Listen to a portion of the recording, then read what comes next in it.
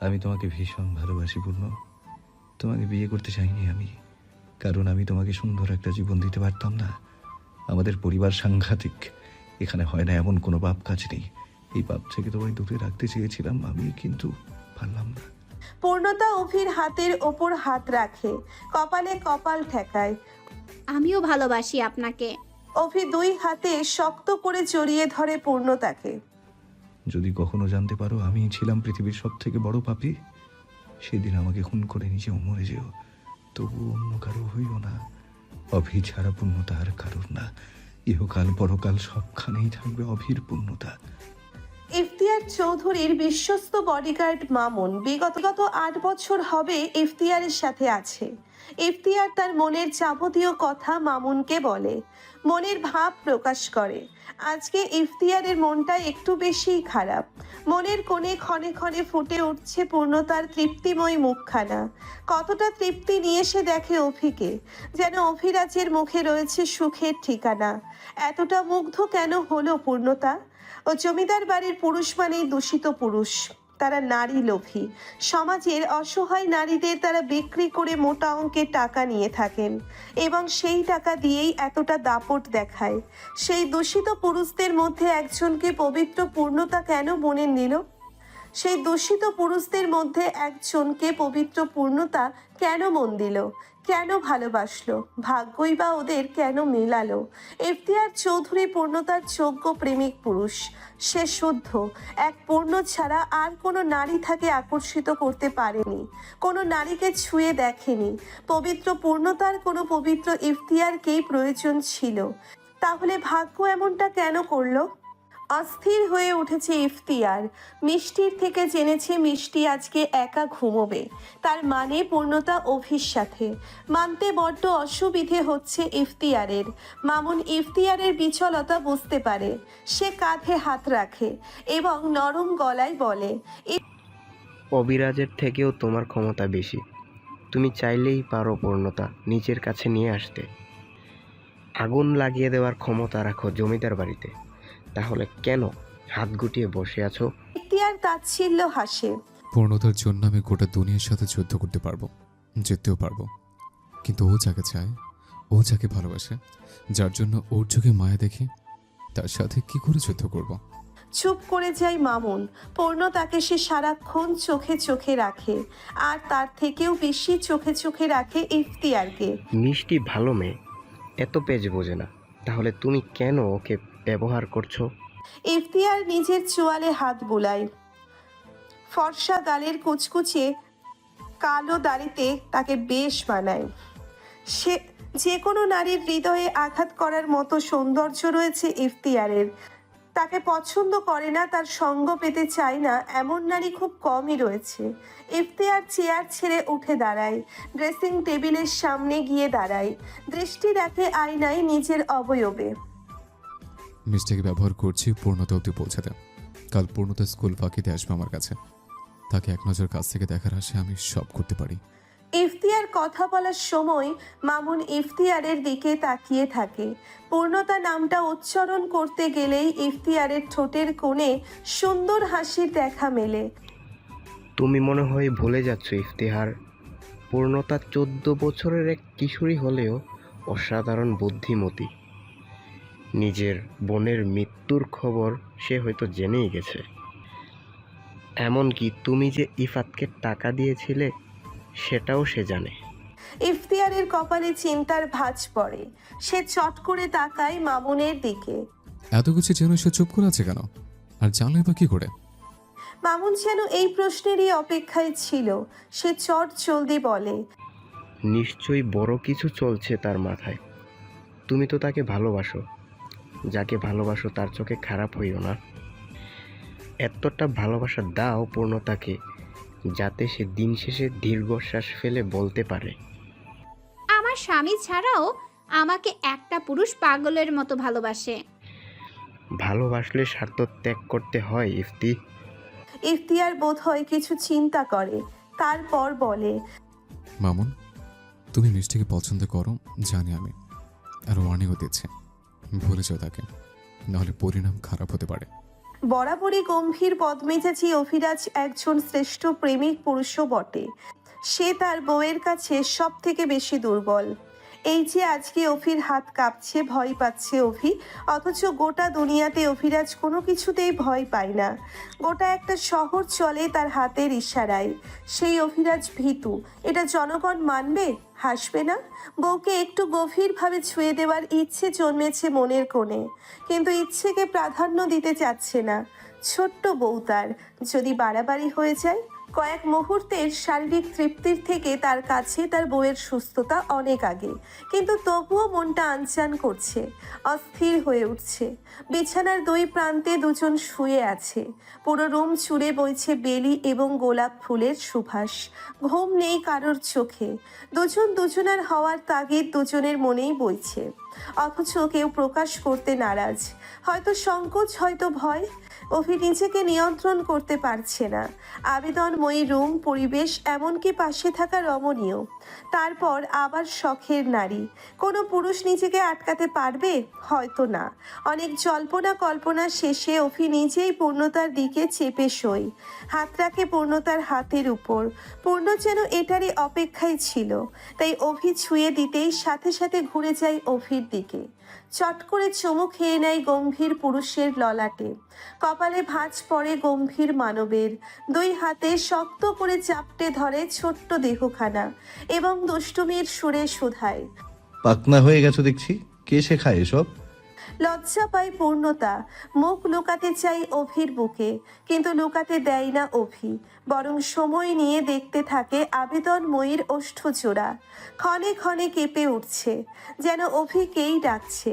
ডান হাতের বুড়ো আঙ্গুল দিয়ে পূর্ণতার ওষ্ঠদয় হালকা ছুঁয়ে দেয় অভি।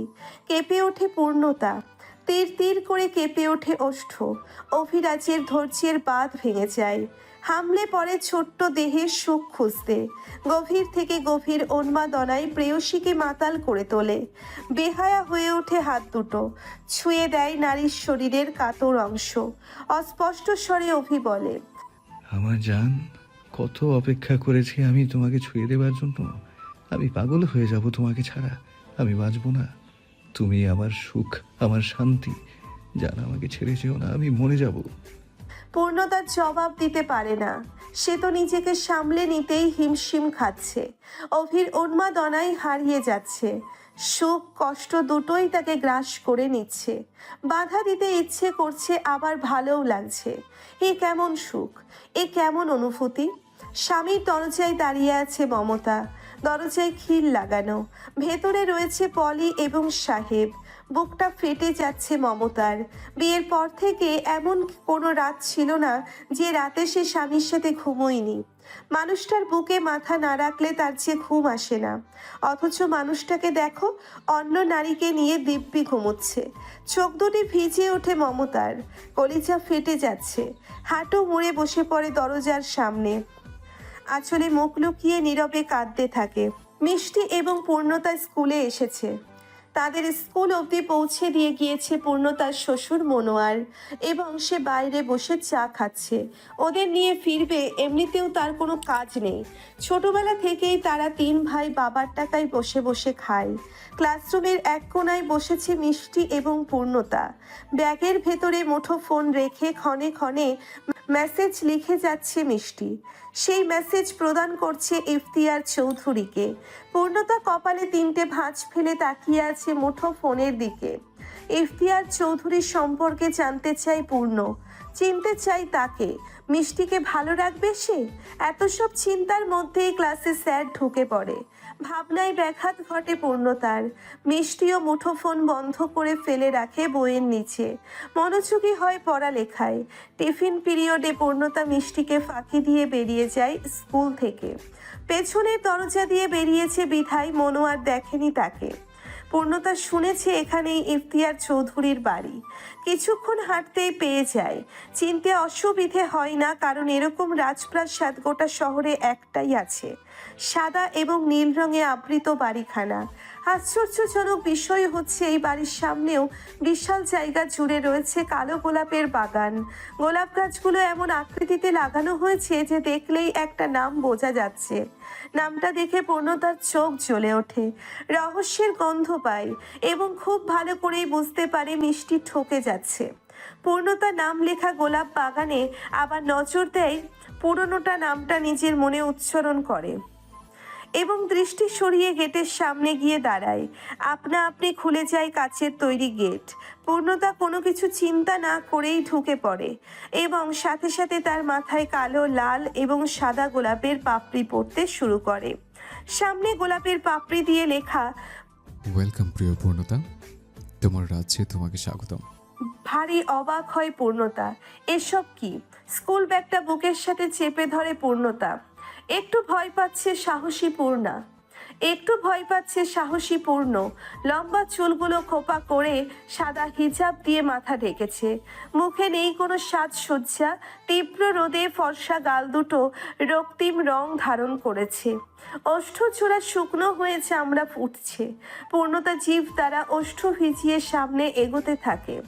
বাড়ির মেইন দরজা অবধি পূর্ণতার মাথায় ফুলের পাপড়ি পড়তেই ছিল। মেইন দরজা খোলা হওয়াতে খুব সহজেই পূর্ণতা ভেতরে ঢুকে পড়ে এবং সবার আগে নজর পড়ে ইফতিয়ার চৌধুরীর দিকে, যে আয়েশ করে বসে আছে মখমলের সোফায়। পোস্টারে দেখেছিল ইফতিয়ারের ফটো, তাই চিনতে অসুবিধে হয় না। তবে মানতেই হবে লোকটা ফটোর থেকেও বাস্তবে আরও বেশি সুদর্শন। ফর্সা গালের চাপ দাড়িতে নতুন নকশা এঁকেছে, বেশ মানিয়েছেও। কালো শার্টে অদ্ভুত সুন্দর লাগছে। লোকটার সৌন্দর্য দেখে পূর্ণতা মাশাআল্লাহ বলে মনে মনে এবং মিষ্টির পছন্দের তারিফও করে। পূর্ণতাকে দেখে ইফতিয়ার দাঁড়িয়ে যায়, মাথা নুইয়ে পূর্ণতার দিকে এগিয়ে আসে। চোখে মুখে তার আকুলতা নিয়ে সালাম দেয় ইফতিয়ার। আসসালামু আলাইকুম। পূর্ণতা সালামের জবাব দেয়। ইফতিয়ার তাকায় পূর্ণতার দিকে, অতঃপর জিভ দ্বারা ঠোঁট ভিজিয়ে বলে, বসুন প্লিজ, রোদে ভীষণ কষ্ট হচ্ছে আসতে। ইস, মুখটা লাল হয়ে গেছে। পূর্ণতা দাঁতে দাঁত চেপে শুনতে থাকে ইফতিয়ারের কথা। এতটা যত্ন সে আশা করেনি। ধন্যবাদ ভাইয়া, আমি এখানে বসতে আসিনি, আপনার সাথে কথা বলতে এসেছি। হ্যাঁ, বলবো তো কথা। বসে কথা বললে ভালো হবে না? পূর্ণতা জবাব না দিয়ে বসে পড়ে। ব্যাগ থেকে পানির বোতল বের করে ঢক ঢক করে বোতলের পুরো পানিটা খেয়ে চোখ বন্ধ করে একটু দম নেয়। ইফতিয়ার মনোযোগ দিয়ে দেখতে থাকে পূর্ণতার কর্মকাণ্ড। এই মেয়েটার সব কিছুতেই মিশে আছে মুগ্ধতা। মিষ্টি আপনাকে খুব ভালোবাসে, আপনি কি তাকে ঠকাচ্ছেন? পূর্ণতার সরাসরি কথায় হাসে ইফতিয়ার। হাঁটু মুড়ে বসে পড়ে ফ্লোরে, পূর্ণতার ঠিক মুখোমুখি। অভিরাজ মানুষটা ভালো না, ভীষণ স্বার্থপর সে। গতকাল আশা নামের একটা মেয়েকে আত্মহত্যা করতে বাধ্য করেছে। মানুষ মারতে তার হাত কাঁপে না। তুমি তার সাথে ভালো। বাকিটা শেষ করতে দেয় না পূর্ণতা, দাঁড়িয়ে যায়। আমি ভালো না থাকলেও আপনার কাছে কখনোই আসবো না। বউয়ের কাছে বরের দুর্নাম করতে একটুও লজ্জা করছে না আপনার? ইফতিয়ারও দাঁড়িয়ে যায়। করছি না তো পূর্ণতা, তুমি আমার হবে, হবেই। তুমি আমার জন্য অপেক্ষা কেন করলে না? আমি সারা জীবন তোমাকে না পাওয়ার যন্ত্রণায় তাপড়াবো? এটা হবে না। একটু থামে ইফতিয়ার, তারপর শান্ত গলায় বলে, সংসার ছেড়ে অভিকে ছেড়ে চলে আসো আমার কাছে। রানীর মতো করে রাখবো তোমায়। দীর্ঘশ্বাস ফেলে পূর্ণতা। 2 কদম এগিয়ে ইফতিয়ারের মুখোমুখি দাঁড়ায়, চোখে চোখ রেখে বলে, আমি আমার এমপি সাহেবকে ভীষণ ভালোবাসি। আমার শরীর কেটে হৃদয় বের করে দেখুন, সেখানে এমপি সাহেবের নামটা লেখা আছে। ভালোবাসা পাপ না, আপনার ভালোবাসাকে আমি সম্মান করি। আপনি দয়া করে মিষ্টির জীবনটা নষ্ট করবেন না। ও খুব ভালো মেয়ে, আপনিও ভালো মানুষ, ভালো থাকবেন। বলেই পূর্ণতা চলে যায়। ইফতিয়ার তাকিয়ে থাকে। কলিজা ঠান্ডা হয়ে গিয়েছে তার, হৃদয় শান্ত হয়েছে। বুকের বাপাশে হাত চেপে ধরে ইফতিয়ার, বিড়বিড় করে বলে, তোমাকে আমি ভালো রাখবো পূর্ণতা, খুব ভালো রাখবো তোমায়। অভিকে চেনাবো তোমায়, শুধু একটু সময় প্রয়োজন আমার। বাসায় চলে আসে পূর্ণতা। কালো গোলাপ বাগানের পেছন থেকে বেশ আওয়াজ আসছে। মন মেজাজ ভালো নেই, তবুও কিসের আওয়াজ জানার বেশ আগ্রহ বাড়ে, তাই সেই দিকে পা বাড়ায়। বরাবরই পূর্ণতার আগ্রহ বেশি, এই দিকে কিছু একটা আছে, এটা আগে থেকেই আন্দাজ করেছিল পূর্ণতা। বাগানের পিছনে ছোট ছোট কিছু ঘর আছে, টিনের তৈরি। সেই ঘরগুলো থেকেই আওয়াজের উৎপত্তি। বেশ কিছু মানুষ আছে ওই ঘরগুলোতে, ছেলে মেয়ে উভয়ই। কণ্ঠ শুনেই সেটা বুঝে ফেলে। পূর্ণতা সতর্ক হয়, মন কু ডাকছে, বুঝতে পারছে কিছু তো আছে ওই ঘরে। আওয়াজগুলো বেশ অশ্লীল। নজর বোলায় পূর্ণতা, নজর বোলায় পূর্ণ। সবগুলো ঘরের দরজা বন্ধ। বেলা কয়টা বাজে? 2টা বা 3টে বাজবে, সময় খেয়াল নেই ঠিক পূর্ণতার। হঠাৎ খুব পরিচিত কণ্ঠস্বর ভেসে আসে পূর্ণতার কানে। বুকটা কেঁপে ওঠে পূর্ণতার। জানালার কাছে চলে যায়, খুব সাবধানে জানালা একটু ফাঁকা করে উকি দেয় সেই রুমে। সাথে সাথে পূর্ণতার কলিজা লাফিয়ে ওঠে, হাত পা কাঁপতে শুরু করে, চোখ দুটো টলমলো করে ওঠে, কাঁপা কাঁপা ওষ্ঠদ্বয় নাড়িয়ে বলে ওঠে, আমার এমপি সাহেব এমনটা করতে পারে না, এসব মিথ্যা। তখনই অভির নজর পড়ে পূর্ণতার জল ভর্তি আখি পল্লবের দিকে। থেমে যায় অভি। মৃত্যু খুব ছোট একটা শব্দ, কিন্তু এর ওজনটা ভীষণ ভারী। এই যে মিতু কাটা গলা নিয়ে ছটফট করছে, একটু আওয়াজ করতে পারছে না। গলগল করে রক্ত পড়ে ফ্লোর লাল হয়ে যাচ্ছে, চোখের কোনা বেয়ে টপ টপ করে পানি পড়ছে। দীর্ঘক্ষণ ছটফট করে অতপর স্থির হয়ে পড়ে রয়। থেমে যায় দেহখানা, হাত দুটো অনাদরে পড়ে যায় ফ্লোরে। মুখটা হা হয়ে রয়, জল ভর্তি আখি পল্লব বন্ধ হয়ে যায়। মুহূর্তেই পরিবেশ নিশ্চুপ হয়ে যায়। জানালার বাইরে থেকে এই দৃশ্য দেখে পূর্ণতা হাত পা কাঁপছে তার। 2 গাল বেয়ে গড়িয়ে পড়ে নোনা জল। অভির নজর পড়ে পূর্ণতার দিকে, চমকায় সে। হাত থেকে পড়ে যায় রক্ত মাখা চাকুটা। এদিক ওদিক নজর ঘুরিয়ে নিজেকে স্বাভাবিক করার প্রচেষ্টা চালায়। অভি ছাড়াও এই রুমে উপস্থিত ছিল আরও 2 জন পুরুষ। তাদের মধ্যে একজন অভির পিঠ চাপকে বলে ওঠে, গুড জব অভিরাজ, এই জন্যই তোমাকে এত ভালো লাগে। অভি এক পলক তাকায় পূর্ণতার দিকে, চোখে চোখ পড়ে। পূর্ণতার করুণ দৃষ্টি, সে বিশ্বাস করতে পারছে না ইফতিয়ারের কথা সে আমলে নেয়নি, কিন্তু এই মুহূর্তে চোখের সামনে সবটা পরিষ্কারভাবে দেখবে এটাও আশা করেনি। পূর্ণতার মন বলছে এসব মিথ্যে, তার এমপি সাহেব এমনটা করতেই পারে না, কিন্তু চোখের সামনে সবটা দেখে অস্বীকার করবে কি করে। অভি কাঁধ থেকে লোকটার হাত সরিয়ে দিয়ে বলে, আপনার থেকে বাহবা পেতে আমি এমনটা করিনি, বেইমানির ফল ছিল এটা। লোকটা একটু অপমানিত বোধ করে, 2 কদম পিছিয়ে যায়। অন্য একটা লোক বলে, তাহলে আমরা কি বাকিদের নিয়ে যেতে পারি? অভি জবাব দেয় না, আবারও তাকায় জানালার পানে, কিন্তু পূর্ণতা নেই। কপালে চিন্তার ভাঁজ পড়ে অভির। কোথায় গেল মেয়েটা?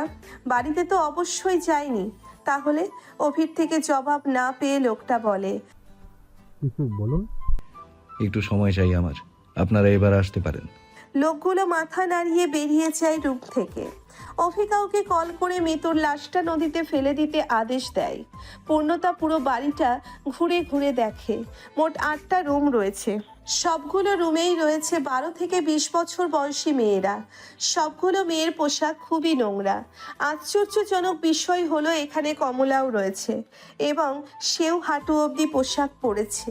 বুদ্ধিমতী পূর্ণতার বুঝতে বাকি নেই এখানে আসলে কি চলে। হাতের উল্টো পিঠে চোখের পানি মুছে নেয় পূর্ণতা, হিজাব দ্বারা মুখটা ঢেকে ফেলে। অভিকে কক্ষ থেকে বের হতে দেখে গাছের আড়ালে গিয়ে লুকিয়ে পড়ে। অভি চলে যেতেই জমিদার সাহেব প্রবেশ করে নোংরা বাড়িতে। হাসি মুখে ঢুকে পড়ে একটা রুমে এবং মেতে ওঠে মজায়। ঘৃণায় চোখ বন্ধ করে ফেলে পূর্ণতা। মনে মনে কঠিন ধিক্কার জানায় জমিদার বাড়ির পুরুষদের, অতপর মনে মনে আওড়ায়, কাউকেই বাঁচতে দিব না আমি, কাউকে না। নিজ কামরায় প্রবেশ করতেই আজ কেউ বিছানার উপরে ডায়েরিখানা পায় পূর্ণতা। কাঁধ থেকে ব্যাগ নামিয়ে চটজলদি ডায়েরি খোলে। আজকে লাল কালি দিয়ে লেখা রয়েছে, আগামীকাল মেয়েগুলোকে পাচার করা হবে বিদেশে, তোমাকে বাঁচাতে হবে সবাইকে। এমন কিছু করো পুণ্য যাতে মেয়েগুলো বেঁচে যায় আর কেউ তোমাকে সন্দেহ না করে। ডায়েরি বন্ধ করতে গিয়েও বন্ধ করে না। মনে হয় পরবর্তী পৃষ্ঠায় কিছু আছে, তাই পৃষ্ঠা উল্টাই পূর্ণতা এবং পরবর্তী পৃষ্ঠায় দেখতে পায়, নিষ্ঠুর পৃথিবীর অধম মূর্খ আমি, বন্দি ওদের কাছে। তোমাকে বাজাতে পাপী হয়েছি, ঘৃণিত তোমার চোখে। ধপ করে বিছানায় বসে পড়ে পূর্ণতা। হাজার প্রশ্ন মাথায় ঘুরছে তার। ডায়েরিটা অভির নয় তো? কিন্তু অভির হাতের লেখা পূর্ণতা দেখেছে, একটুও মিল নেই। কে লেখে এই ডায়েরি? আর কি মানে এই কথাগুলোর? পোশাক পাল্টে গোসল সেরে নেয় পূর্ণতা। অভি ফেরেনি এখনো। কোথায় গেছে জানাও নেই। পূর্ণতা মিষ্টির রুমে যায়। ঘুমিয়ে আছে মেয়েটা। হাতের তালুতে ইফতিয়ারের নামখানা জলজল করছে। শুধু হাতে নয়, ব্যাগ পড়ার টেবিল এবং দেওয়াল জুড়েও লিখে রাখে নামটা। বড্ড ভালোবাসে মানুষটিকে। মিষ্টির মাথায় হাত বুলিয়ে দেয় পূর্ণতা, কপালে চুমু দেয়, তারপর গায়ে কাঁথা টেনে দিয়ে রুম থেকে বের হয়। মুখোমুখি হয় ঈশানের। ঈশান মাথা নিচু করে ফেলে। পূর্ণতা ভনিতা ছাড়াই সোজা সাপটা বলে, মিতুকে আপনার ভাই খুন করেছে, জানেন আপনি? ঈশান ছোট করে জবাব দেয়। অবাক হয় পূর্ণতা। ভালোবাসার মানুষটিকে বাবা বিয়ে করে আনলো, তবুও বাবার প্রতি এতটুকুও অভিযোগ ছিল না ঈশানের। আর আজকে বড় ভাই খুন করে ফেললো ভালোবাসার মানুষটিকে, তবুও এতটুকুও অভিযোগ নেই। কষ্ট হচ্ছে না আপনার? ঈশান মৃদু হাসে, চোখে তার পানি টলমল করছে। হচ্ছে কষ্ট, ভুল মানুষকে ভালোবেসেছিলাম। এখানে মিতুর দোষ কোথায়? ইতু দাদা ভাইয়ের সাথে জড়িত। সবাই মিলে ফন্দি করেছিল কালকে বাকি মেয়েদের সাথে তোমাকে বিক্রি করে দেওয়ার। মিতুকে দায়িত্ব দেওয়া হয়েছিল তোমার খাবারের নেশা জাতীয় কিছু মিশিয়ে দেওয়ার। চোখ দুটো বন্ধ করে ফেলে পূর্ণতা। বুকটা কাঁপছে তার। যতই সাহসী দেখাক, ভেতরে ভেতরে ভীষণ দুর্বল পূর্ণতা। ঈশান আবার বলে, আমরা 4 ভাই আছি তোমাকে বাঁচানোর জন্য, তারপরও তোমাকে সতর্ক থাকতে হবে ভাবি। পূর্ণতা দীর্ঘশ্বাস ফেলে। আপনার ভাই কোথায়? জানি না। পূর্ণতা আর কথা বাড়ায় না, বড় বড় পা ফেলে এগিয়ে যায় সাহেবের কক্ষের দিকে। কিন্তু সেখানে গিয়ে এমন কিছু দেখে যেটা পূর্ণতার পায়ের তলার মাটি সরে যায়। আপনা আপনি হতে চলে যায় মুখ, আপনা আপনি হাত চলে যায় মুখে। এই বাড়িতে পূর্ণতার একমাত্র ভরসা ছিল শিউলি, যে পূর্ণতাকে মেয়ের মতো আদর দিয়েছে, যার চোখে পূর্ণতা, অভি, মিষ্টি এবং তার জন্যে ভালোবাসা দেখছে। তাকে কি সন্দেহ করা যায়? এই যে শিউলি জমিদার সাহেবের পাশে বসে আছে, হাত টিপে দিচ্ছে, মনা আরেক পাশে বসে আছে। বেশ হাসাহাসি করে তারা কিছু নিয়ে আলোচনা করছে। শিউলি বরাবরই সাহেবের থেকে দূরত্ব বজায় রেখে চলে। শ্বশুর শাশুড়ির সামনে মাথা তুলে কখনোই কথা বলেনি সে, অন্তত পূর্ণতা কখনো দেখেনি। বরাবরই ভীতু, নম্র, ভদ্র, সাদাসিধে শিউলি বেগম। তবে আজকে সেই শিউলি বেগমকে চিনতে পারছে না পূর্ণতা। এটা কেমন রূপ তার! জমিদার দাঁড়িয়ে যায়। তাহলে আগামীকাল বৌমা তুমি পূর্ণতাকে রেডি করবে। শিউলি মাথা নেড়ে সম্মতি জানায়। জমিদার বেরিয়ে যায়। পূর্ণতা আড়ালে দাঁড়ায়। জমিদার যেতেই মনা বলে ওঠে, মামুনি, শুধু পূর্ণতা নয়, মিষ্টিকেও কালকে বিদায় করা দরকার। শিউলি বোধহয় একটু চমকালো। এটা করা যাবে না। সকলের চোখের মনি মিষ্টি, তার কিছু হলে সবে ভেঙে পড়বে। মনা মাছি তাড়ানোর মতো করে হাত বাড়ায়। আরে ধুর, তুমি সকলের চিন্তা কেন করছো? নিজেরটা ভাবো। মিষ্টিকে না সরালে আমাদের পরিকল্পনা কখনোই সফল হবে না। শিউলি জবাব দেয় না, গভীরভাবে কিছু একটা চিন্তা করে। কান্না পায় না পূর্ণতার। মনে পড়ে মায়ের বলার একটা কথা। পূর্ণা যখন ক্লাস 8-এ পড়ে তখন একটা মেয়ের সাথে খুব ভালো বন্ধুত্ব ছিল। একদিন সেই মেয়েটা পূর্ণতাকে ঘুরতে নিয়ে যাওয়ার কথা বলে ধাক্কা মেরে ফেলে দিয়েছিল কচুরি পানা ভর্তি পুকুরে। মরতে মরতে বেঁচে ফিরেছিল পূর্ণতা। সেলিনা সেদিন মাথায় হাত বুলিয়ে বুকে চাপটে ধরে বলেছিল, আম্মা, নিজের সায়াডারও বিশ্বাস করবা না কখনো। এই দুনিয়ার স্বার্থ ছাড়া কেউ তোমারে ভালোবাসবো না। মানুষ হচ্ছে দুনিয়ার সবথেকে বড় বেঈমান প্রাণী। বাঘের মুখ থেকেও ফিরে আসা যায়, বাঘের মনেও মায়া আছে, কিন্তু মানুষের কবল থেকে কখনো ফিরে আসতে পারবে না। মানুষের মনে মায়া নাই। তাচ্ছিল্য হাসি পূর্ণ। এই মুহূর্তে অভিকে দরকার তার। অশান্ত মনটাকে শান্ত করছে পাষাণ পুরুষের স্পর্শ প্রয়োজন। লোমশযুক্ত বুকটাতে মাথা পাতলেই মস্তিষ্ক শীতল হবে, কিন্তু কোথায় সেই পুরুষটা? পূর্ণতা পুনরায় নিজ কক্ষে ফিরে আসে এবং দেখতে পায় বিছানায় ভাতের থালা নিয়ে বসে আছে অভি। পূর্ণতার মনে পড়ে সারাদিন কিছু খায়নি সে। ধীর পায়ে এগিয়ে যায় শখের পুরুষের দিকে। অভি কিছু বলতে গেলে তাকে চুপ করিয়ে কোলে বসে পড়ে, মাথায় রাখে লোমশযুক্ত বুকে। চৈত্র মাসের গরমে ঘেমে নিয়ে একাকার অভি। পারফিউমের করা গন্ধ এবং ঘামের গন্ধ মিশে অদ্ভুত একটা গন্ধ নাকে লাগছে। পূর্ণতা নাক টেনে গন্ধ শুকে নেয়। অভি ভাত মেখে পূর্ণতার মুখে দেয়, বুকে মাথা রেখেই খেতে থাকে পূর্ণতা। আপনাকে আমি বড্ড বেশি ভালোবাসি এমপি সাহেব, আমাকে আগলে রাখুন আপনার বুকে, হারাতে দিয়েন না। গভীর রাত, ঘড়ির কাঁটায় দইটা ছুঁই ছুঁই। চারিদিকে শুনশান নীরবতা বিরাজ করছে। মাঝে মধ্যে কুকুরের ঘেউ ঘেউ শব্দ ভেসে আছে। রাস্তার পাশে জ্বলতে থাকা ল্যাম্পপোস্টের আলোতে স্পষ্ট দেখা যাচ্ছে ইফতিয়ারকে। হাঁটু মুড়ে বসে আছে সে পিচ ঢালা রাস্তায়, কানে ফোন, পরনে ঢিলে ঢালা কালো টি শার্ট এবং 3/4 প্যান্ট। মিষ্টি ব্যালকনিতে দাঁড়িয়ে দেখছে শখের পুরুষকে। মানুষটিকে দেখার তৃষ্ণা মেটে না মিষ্টির। একটানা 2-4 দিন তাকিয়ে থাকতে পারলে বোধহয় মন ভরতো। আজকে লোকটাকে বেশ উসখুস লাগছে। দূর থেকেও মিষ্টি বুঝতে পারে বেশ অশান্ত সে, কোনো কারণে চিন্তিত। ইচ্ছে করে জিজ্ঞেস করতে, কিন্তু সাহস হয় না। দুইজনে নীরব রয়েছে বেশ কিছুক্ষণ যাবৎ। মিষ্টি ইফতিয়ারের নিঃশ্বাসের শব্দ শুনছে। ইচ্ছে করছে দৌড়ে গিয়ে চাপটে জড়িয়ে ধরতে মানুষটিকে, বলতে, আপনার সব দুঃখগুলো আমাকে দিয়ে আমার সুখ আপনি নিয়ে নিন। আপনার বিরহে জর্জরিত অদলখানা আমার বুকে যে তীরের মতো আঘাত হানে, আমি সহ্য করতে পারি না। ইফতিয়ার হঠাৎ প্রশ্ন করে, পূর্ণতাকে ভালোবাসো মিষ্টি? মিষ্টি চমকায়, কেননা সে অন্য চিন্তায় বিভোর ছিল। একটু সময় নিয়ে জবাব দেয়, হ্যাঁ, ভীষণ ভালোবাসি। আমিও ভালোবাসি। মৃদু হাসে মিষ্টি, আঁখি পল্লব ভিজে ওঠে। বুকের ভেতর অসহ্য যন্ত্রণাগুলো দলা পাকিয়ে যায়। ধরে আসা গলায় বলে, জানি আমি, আর এটাও জানি পূর্ণতার খোঁজ খবর রাখার জন্যই আমার সাথে কথা বলেন।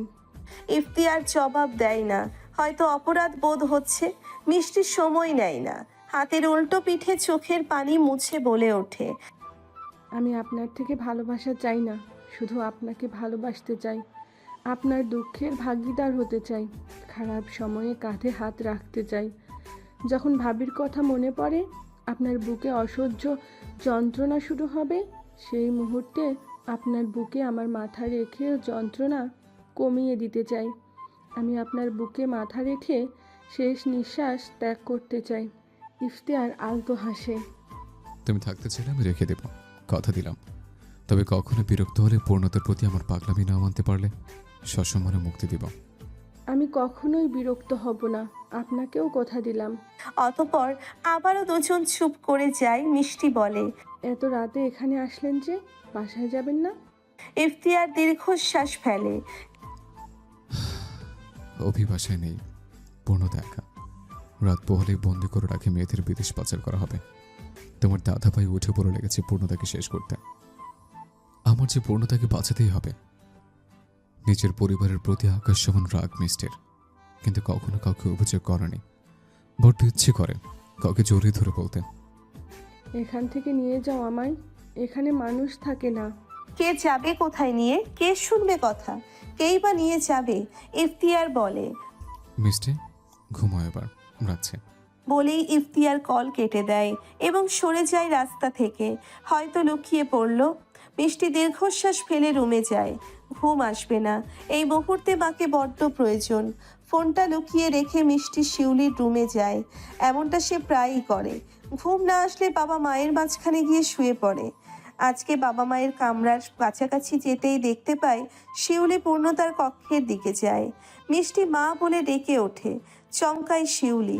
হাতে থাকে নেশা জাতীয় তরল পদার্থের শিশিটা লুকিয়ে ফেলে শাড়ির আড়ালে। একটু হাসার চেষ্টা করে বলে, তুই ঘুমোসনি?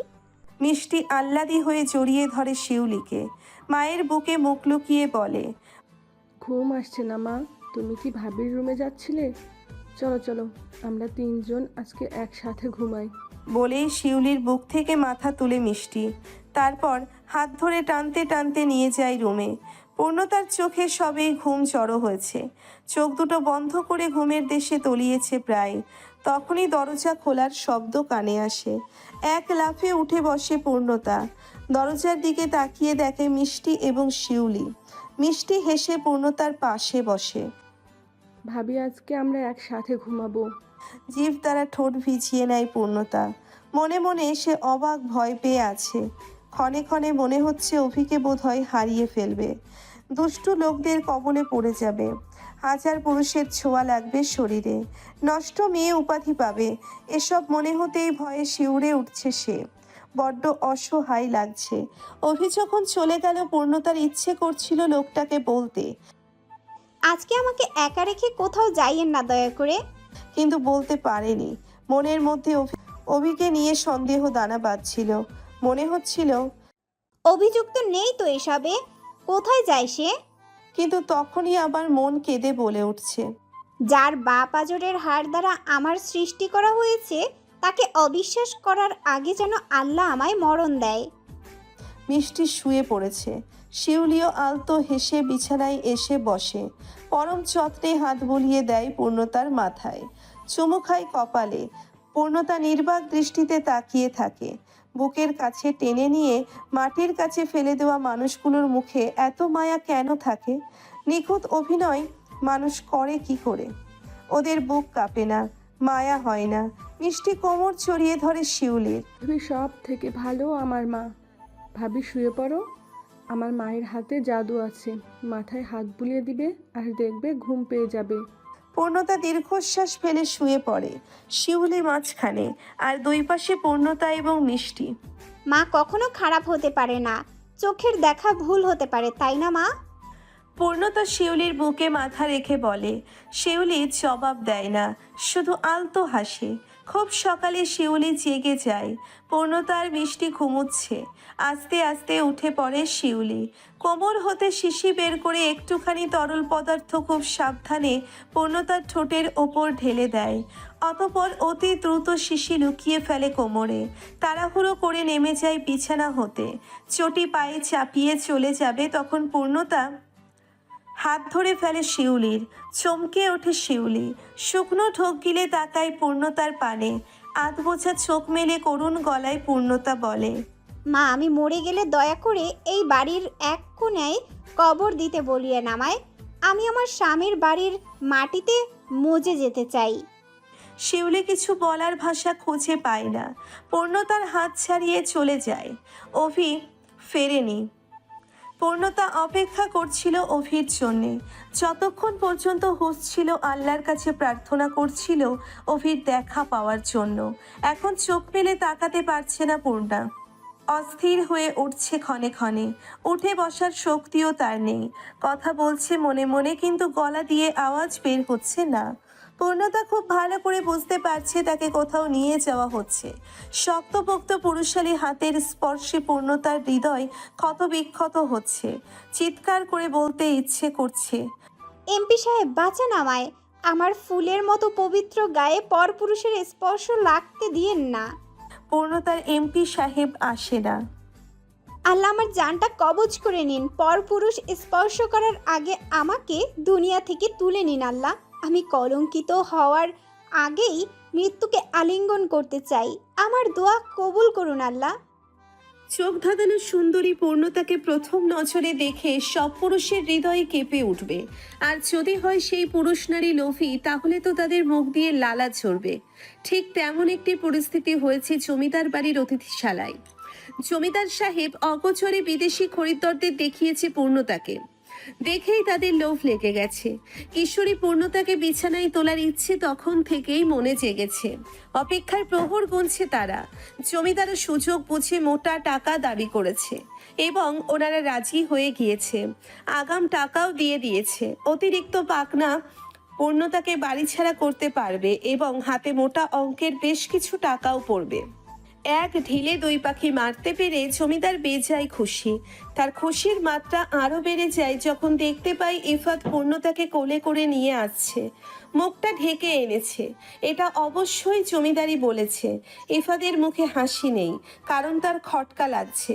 পূর্ণতাকে ছুঁয়ে দেওয়ার ইচ্ছে তার বহুদিনের। আজকে সে সফল। নরম তুলতুলে পূর্ণতা তার কোলে। একটু পরেই নিজের পুরুষালী চিত্তে পিষে ফেলবে বাকিদের সাথে। সবাই মিলে ভোগ করবে তেজি নারীকে। তবুও মন মানছে না ইফাদের। এই নারীটির ছোঁয়া তার পরিচিত মনে হচ্ছে। মোলায়েম হাতজোড়া চেনা চেনা লাগছে। পূর্ণতার মুখটা দেখে তারপর ওনাদের হাতে তুলে দিতে পারলে বোধহয় মনের জ্বালা মিটত। সাহেব এগিয়ে আসে, সাদা চাদর দিয়ে ঢেকে রাখা পূর্ণতার দিকে তাকিয়ে বিজয়ীর হাসি হাসে। এনেছো তাহলে? ইফাত ছোট্ট করে জবাব দেয়, যাও, এই অবস্থায় গাড়িতে তুলে দিয়ে এসো। অভিকে বন্দি করে রেখেছি আমি, যে কোনো সময় চলে আসবে। ইফাত এগোতে গিয়ে এগোতে পারে না, পা যেন চলছে না তার। কোনো একটা মায়াজালে বন্দি সে। তারই মধ্যে দুজন বিদেশি লোক এগিয়ে আসে, ভেঙে ভেঙে বাংলায় বলে, আমার কাছে দাও, আমি নিয়ে যাচ্ছি। ইফাত দোপা পিছিয়ে যায়। তারা ছুঁয়ে দেওয়ার আগে সে মুখ দেখতে চায়। ইফাত যদি খুব বড় ভুল না করে তাহলে এটা মিষ্টি, কলিজার টুকরো বোন। বিদেশি লোক দুটো ভ্রু কুঁচকে তাকায় ইফাদের পানে। সাহেবও বেজায় বিরক্ত, কঠিন সুরে বলে, কি হয়েছে ইফাত? জিভ তারা ঠোঁট ভিজিয়ে নেয় ইফাত। দুই চোখে পানি টলমল করে ওঠে। দাদা ভাই, কেন জানি মনে হচ্ছে এটা মিষ্টি, পূর্ণতা না। সাহেবের বুকটাও কেঁপে ওঠে। সে তাড়াহুড়ো করে মুখের উপর থেকে কাপড় সরিয়ে ফেলে। অবচেতন মিষ্টি। মাথায় হাত দিয়ে বসে পড়ে সাহেব। গোটা দুনিয়ায় তার কোনো দুর্বলতা নেই। সংসার, সন্তান, বউ, কোনো মায়া তাকে আটকাতে পারে না। কিন্তু নাতনির বেলায় সে ভীতু দুর্বল। ভীষণ ভালোবাসে সে নাতনিকে। ইফাত বুকের সাথে জড়িয়ে নেয় মিষ্টিকে। বিদেশি লোক দুটো বিরক্ত। তাদের মধ্যে একজন আবারও বলে ওঠে, ওই মেয়েটা কোথায়? সাহেব জবাব দিতে পারে না। মনে মনে সে রেগে যায় পূর্ণতার ওপর। ভেবেছিল বিক্রি করে দিয়েই শান্ত হবে, তবে এবার পরিকল্পনা পাল্টে ফেলে। ওই মেয়ে তেজ এবং বুদ্ধিতে ভরা শরীরটা ভোগ করবে জমিদার। নাতি বউকে বিছানায় নিয়েই ছাড়বে এবং তারপরই থামবে। ইফাত দাঁতে দাঁত চেপে বলে, বিচ্ছু মেয়েটা প্রচন্ড চালাক। সে চালাকি করে আমার বোনকে রেখে পালিয়েছে। রেগে যায় বিদেশি ভদ্রলোক দুটো। হুঙ্কার ছেড়ে বলে, তাকে খুঁজে আনুন, না হয় আমাদের টাকা ফেরত দিন। জমিদার সব টাকা আগেই নিজের কবজায় নিয়ে নিয়েছে। টাকা ফেরত দেওয়ার প্রশ্নই আসে না। তাই তিনি হেসে ভদ্রলোক দুটোকে কিছু একটা বোঝায় এবং কুটিল হাসে। তারাও জমিদারের কথায় সাই জানায়। ইফাত মিষ্টিকে কোলে নিয়ে বাড়ির দিকে যায়। মিষ্টিকে সে ভীষণ ভালোবাসে। গোটা জমিদার বাড়ির অশুদ্ধ পুরুষদের একমাত্র দুর্বলতা হচ্ছে এই মিষ্টি। তারা গোটা দুনিয়ার কাছে নরপিশাচ হলেও মিষ্টির কাছে সাধু পুরুষ। ইফতিয়ার খানিকটা দূরত্বে দাঁড়িয়ে সবটা দেখছিল। সে জানতো মিষ্টির কোনো ক্ষতি হবে না, তবুও নিশ্চিন্ত হয়ে বাড়ি ফিরে যেতে পারেনি। মিষ্টিকে চোখের আড়াল করতে মন সায় দেয়নি, তাই সে আড়ালে থেকে গিয়েছে। ইফাত মিষ্টিকে নিয়ে যেতেই ইফতিয়ার দীর্ঘশ্বাস ফেলে। বুকে হাত চেপে বিড়বিড় করে বলে, আমার পূর্ণতা, আমার শরীরের এক বিন্দু রক্ত অবশিষ্ট থাকা অবধি তোমার শরীরে পরপুরুষের স্পর্শও লাগবে না। তুমি আমার না হওয়ার শান্তি। তোমাকে আগলে রাখার দায়িত্ব আমার। এতক্ষণ গলা কাটা মুরগির মতো ছটফট করতে থাকা অভিরাজ স্থির হয়ে বসে পড়ে। কপালে বিন্দু বিন্দু ঘাম জমেছে তার। উস্কো খুস্কো চুল, ফ্যাকাশে মুখমণ্ডল এবং এলোমেলো শার্টে তাকে পাগল পাগল দেখাচ্ছে। পানির অভাব বোধ করছে অভি। গলা শুকিয়ে চৌচির হয়ে আছে তার। আখি পল্লব টকটকে লাল রং ধারণ করেছে। হয়তো কেঁদেছে সে। অভির সামনে থাকা খাটে অর্ধ উলঙ্গ হয়ে শুয়ে আছে একটা মেয়ে। গত 5 ঘন্টা যাবতে মেয়ের সাথে অভিকে এই কক্ষে বন্দি করে রাখা হয়েছে। মেয়েটা বহুভাবে আকৃষ্ট করার চেষ্টা করেছে অভিকে। নিজের সম্পূর্ণ জামাকাপড় খুলে ফেলতেও দুবার ভাবেনি, কিন্তু অভির মধ্যে কোনো ধরনের উত্তেজনা সে সৃষ্টি করতে পারেনি।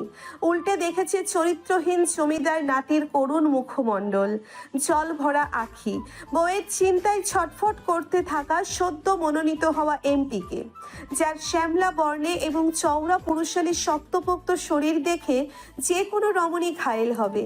এই পুরুষের থেকে শারীরিক তৃপ্তি পেতে এই অতিথিশালার সকল রমণী ইচ্ছুক। অভিরাজের মায়াভরা মুখ দেখে এতদিন বিছানায় পাওয়ার খায়েশ জন্মেছিল মেয়েটার, কিন্তু আজকে অভিরাজের ব্যবহারে মুগ্ধ মেয়েটা।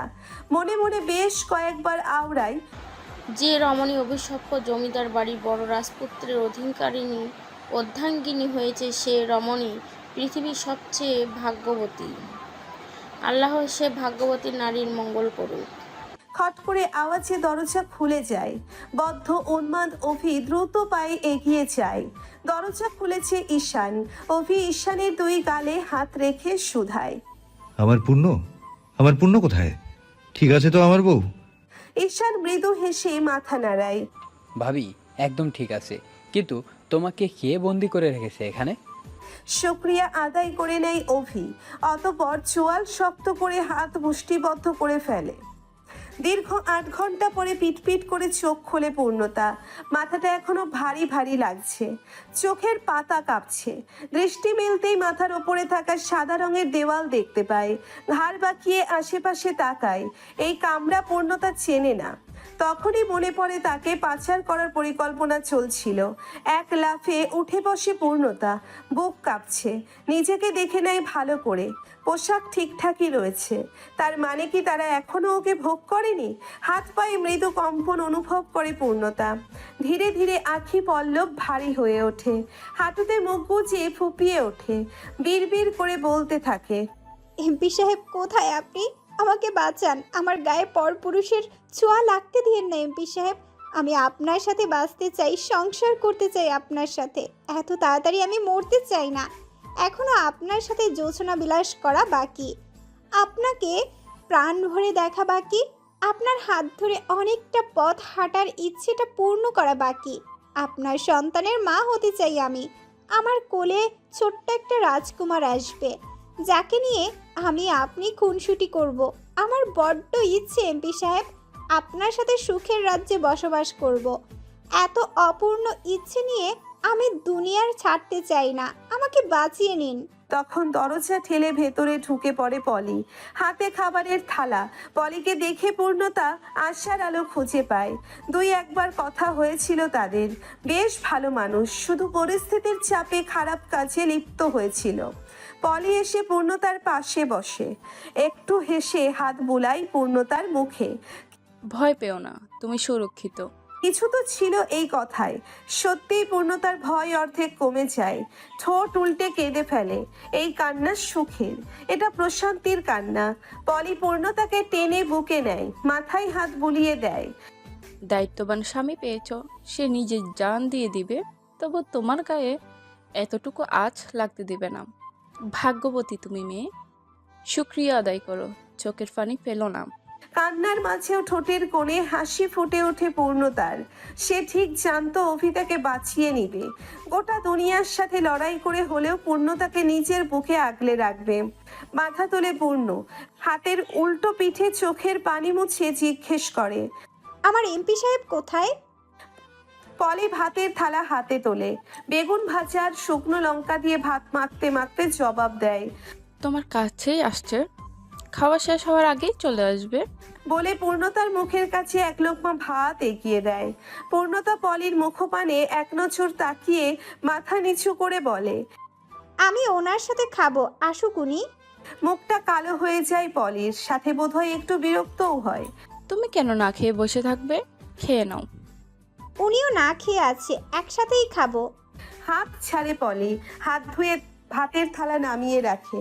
তুমি বোধহয় সবাইকে বিশ্বাস করো না, তাই না? মৃদু হাসে পূর্ণতা। আপনাকে বিশ্বাস করছি। জমিদার বাড়ির বউ করেছি আমি আপনাকে, অন্ধকার জীবন থেকে মুক্তি দিয়েছি। সেইটুকু কৃতজ্ঞতা থেকে আপনি আমার কোনো ক্ষতি করবেন না।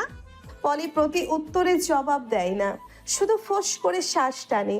কিছু কথা বলতে চাচ্ছিল পূর্ণতাকে, কিন্তু বলতে পারছে না।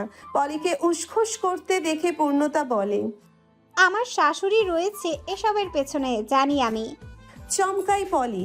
এই কথাই সে বলতে চাচ্ছিল, কিন্তু পূর্ণতা জানলো কি করে?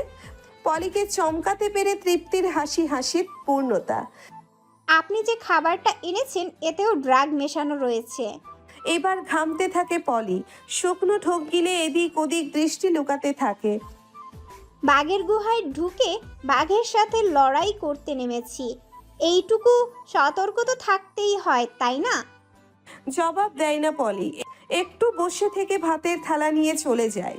পূর্ণতা ভাগ্যকে ধিক্কার জানায়। অভি আসে আরও কিছু সময় পরে।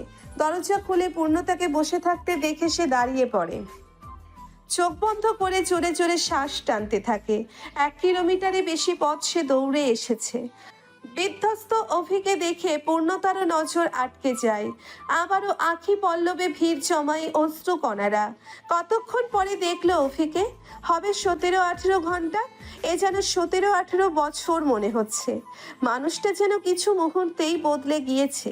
সবসময় পরিপাটি হয়ে থাকা মানুষটার কুচকানো শার্ট, এলোমেলো চুল, ফুলো ফুলো চোখ দুটো, ক্লান্ত আদলখানা, সব মিলিয়ে অন্যরকম লাগছে পূর্ণতার এমপি সাহেবকে। অভি ধীরে ধীরে পা ফেলে এগিয়ে আসে পূর্ণতার নিকট। 2 হাত গলিয়ে দেয় পূর্ণতার 2 গালে। বৃদ্ধ আঙ্গুলের সাহায্যে মুছে দেয় পূর্ণতার চোখের পানি। মাথা নাড়িয়ে বারণ করে কান্না করতে। অভির আঁখিতেও টলমলো করছে পানি। অতঃপর পূর্ণতা 2 হাতে জাপটে জড়িয়ে ধরে অভির কোমর। অভি ওর পরম যত্নে আগলে নেয় পূর্ণতাকে। আমার পূর্ণতা, আমার জান, আমি চলে এসেছি। পৃথিবীর কোনো শক্তি পারবে না আমাকে তোমার থেকে কেড়ে নিতে। আমার প্রাণ থাকতে তোমাকে কেউ ছুঁতে পারবে না। বিলাপ বকতে থাকে অভি। পূর্ণতা চোখ বন্ধ করে শুনতে থাকে। আহা, কলিজা ঠান্ডা হচ্ছে তার, তৃষ্ণা মিটছে। এই মানুষটার থেকে দূরে যেতে হলে পূর্ণতা বাঁচবে না। অভি পূর্ণতাকে বুক থেকে তোলে। পুনরায় 2 গালে হাত দিয়ে পাগলের মতো চুমু খেতে থাকে পূর্ণতার চোখে মুখে। পূর্ণতা মৃদু হেসে বলে, আমার এমপি সাহেব থাকতে আমার কিচ্ছু হবে না, ভয় পাবেন না, আমি আছি আর সারা জীবন থাকবো। এবার অভি শান্ত হয়, বুকে জড়িয়ে চোখ বন্ধ করে নেয়। পূর্ণতা দীর্ঘশ্বাস ফেলে। আমার হৃদয় আপনাকে ঘৃণা করার আগে যেন আমার মরণ হয়। জানালার বাইরে দাঁড়িয়েছিল ইফতিয়ার। দীর্ঘ 7 ঘন্টা সে একইভাবে দাঁড়িয়ে আছে। তৃষ্ণা মিটিয়ে দেখছিল পূর্ণতাকে আর নিরাপত্তা দিচ্ছিল। যখন পূর্ণতা শান্ত হয়ে ঘুমাচ্ছিল, ইফতিয়ারের দৃষ্টি নড়ছিল না। কি আছে মেয়েটার মাঝে? এই মেয়েটাকে পৃথিবীর কোথায় গেলে পাওয়া যাবে? কি করলে এই মেয়েটার হৃদয়ে একটু জায়গা পাওয়া যাবে? পরপারে তুমি আমারই হবে, তোমার হৃদয়ের জুড়ে আমার বসবাস থাকবে, থাকবেই। আমার আল্লাহ নিষ্ঠুর নয়, আমার তো ভালোবাসা বিফলে যাবে না। চোখের কোণে জমে থাকা অশ্রুকণা হাতের উল্টো পিঠে মুছে প্রস্থান করে ইফতিয়ার। পেছন ঘুরে তাকাতে ইচ্ছে করছিল, কিন্তু তাকাই না। সালটা ছিল 2000। কানাডা থেকে সদ্য বাংলাদেশে পা রেখেছে ইফতিয়ার চৌধুরী। এয়ারপোর্ট থেকে বাসায় ফেরার পথে নজর আটকে গিয়েছিল লম্বা চুলওয়ালা এক রমণীর ওপর, যার পরনে ছিল নীল কামিজ এবং সাদা পাজামা ওড়না। শপিং ব্যাগে বই নিয়ে স্কুলে যাচ্ছে বোধহয়। ভীষণ হাসি পেয়েছিল ইফতিয়ারের। শপিং ব্যাগে কেউ বই নেয়? গাড়ি থামিয়ে দীর্ঘক্ষণ পর্যবেক্ষণ করেছিল রমণীকে। লাভ এট ফার্স্ট সাইট। মেয়েটা যখন লম্বা চুলের মোটা বিনুনিটা পেছনে ঠেলে পাশে থাকা শোয়ের কথায় খিলখিল করে হেসে উঠেছিল, ইফতিয়ারের হৃদস্পন্দন বেড়ে গিয়েছিল। বুকের বাঁ পাশে হাত চেপে রেখেছিল সে। তখন কন্যা কোন ক্লাসে পড়তো? 6। তারপর গোটা মানিকগঞ্জ শহর ঘুরে লম্বা বিনুনিওয়ালা রমণীকে খুঁজে বের করেছিল ইফতিয়ার। নজর ডাকছিল কন্যার ওপর। দীর্ঘ 3 বছর মেয়েটাকে লুকিয়ে লুকিয়ে দেখেছে ইফতিয়ার। হঠাৎ একদিন বাবার ব্যবসায়ের সুবিধার্থে তাকে পাড়ি জমাতে হয়েছিল ঢাকা শহরে। পরিকল্পনা ছিল ঢাকা থেকে ফিরে রমণীকে ঘরণী বানাবে, ধুমধাম করে হৃদয় হরিণীকে বউ বানিয়ে আনবে। আঁকাবাঁকা মেঠো পথ ধরে হেঁটে চলেছে অভিপূর্ণ। পূর্ণতা হাঁটছে আর আশেপাশের গাছের পাতা ছিঁড়ছে। টকটকে লাল রঙের শাড়ি পরনে, লম্বা চুলগুলো হাঁটু ছাড়িয়ে পড়েছে। ফর্সা গোলগাল মুখখানায় হাসির ঝিলিক, এক হাতে পেয়ারা, তাতে একটু পরপর কামড় বসাচ্ছে। অভিমুগ্ধ হয়ে দেখছে পূর্ণতাকে। অনেক মানুষের সাথে দেখা হচ্ছে, সকলেই অভিকে সালাম জানাচ্ছে। অভিও আলতো হেসে সালাম ফেরাচ্ছে।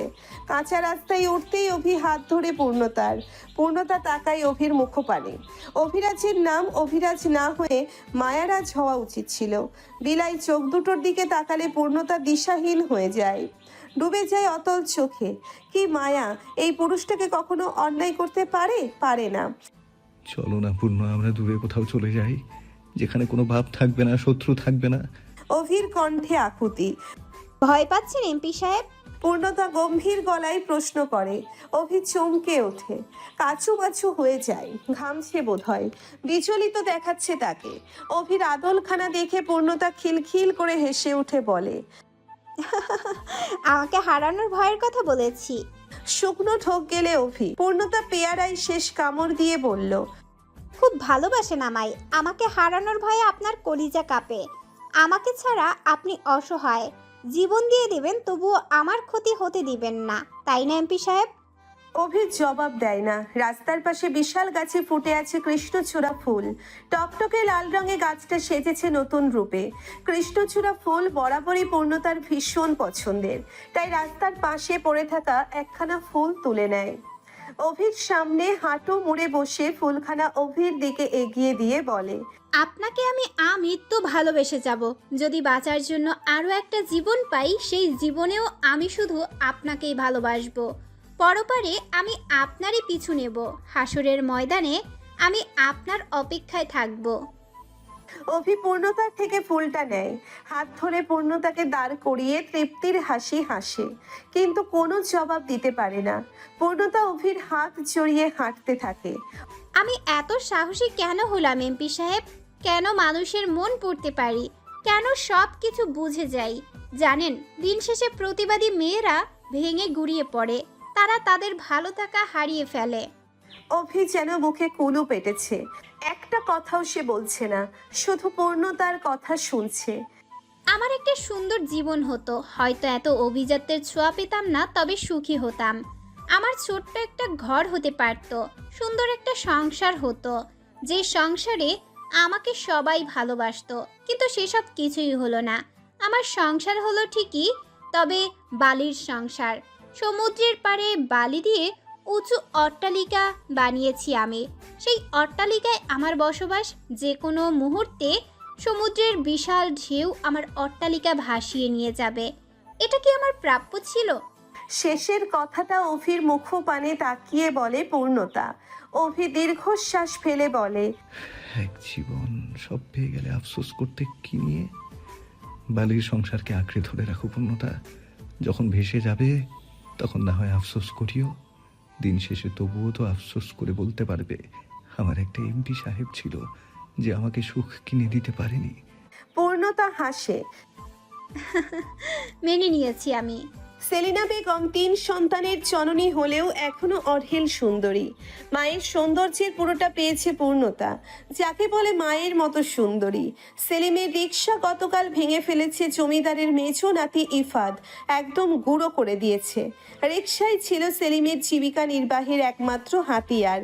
গতকাল থেকে সেলিম ঘরবন্দি হয়ে আছে, কেঁদেছে অনেক, ভেবেছিল এমপির কাছে যাবে বিচার নিয়ে, কিন্তু পর মুহূর্তেই চিন্তা করেছে এতে মেয়ের সংসারে অশান্তি হতে পারে। এক মেয়েকে হারিয়েছে তিনি, না খেয়ে মরে যাবে, তবুও আর এক মেয়ের সংসারে অশান্তির কারণ হবে না। ছোট্ট পলাশ বাবার পাশে হামাগুড়ি দিয়ে বই পড়ছে, ক্লাস 4-এ পড়ে সে। সেলিনা উঠোন ঝাড়ু দিচ্ছে, এমন সময় তাদের উঠোনে এসে দাঁড়ায় কয়েকজন পুরুষ। সবাইকেই চেনে সেলিনা, এরা জমিদারের সাথের লোক। সেলিনা মাথার ঘোমটা আরও একটু টেনে নেয়। আতোয়ার নামের লোকটা তার পান খাওয়া দাঁতগুলো বের করে হেসে বলে, জামাই কোনে তোমরা, ডাকো তারে। সেলিনা ঝাড়ু ফেলে রুমে ঢোকে। সেলিম উঠে বসে। কেন? বাইরে আসেন।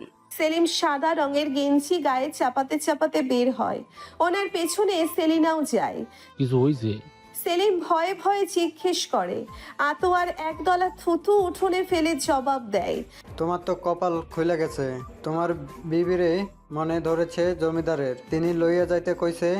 এক রাইতে মেলা টাকা দিব, খালি জমিদারের তৃপ্তি দেবার পরেই কেল্লাফতে। আতঙ্কে ওঠে সেলিম, কেঁপে ওঠে সেলিনার সত্তা। দোপা পিছিয়ে যায় তিনি। ছোট্ট পলাশ গুটি গুটি পায়ে রুম থেকে বের হয়। সেলিনা ছেলেকে ধরে দাঁড়ায়। সেলিম আমতা আমতা করে বলে, কি কইতেছেন আপনারা? আমাগরে টেহা লাগবো না। আর একটা লোক, নাম তার ফজল, তিনি বলে, তোমার টেহা না লাগলে নাই, জমিদারের তোমার বউরে লাগবেই লাগবে।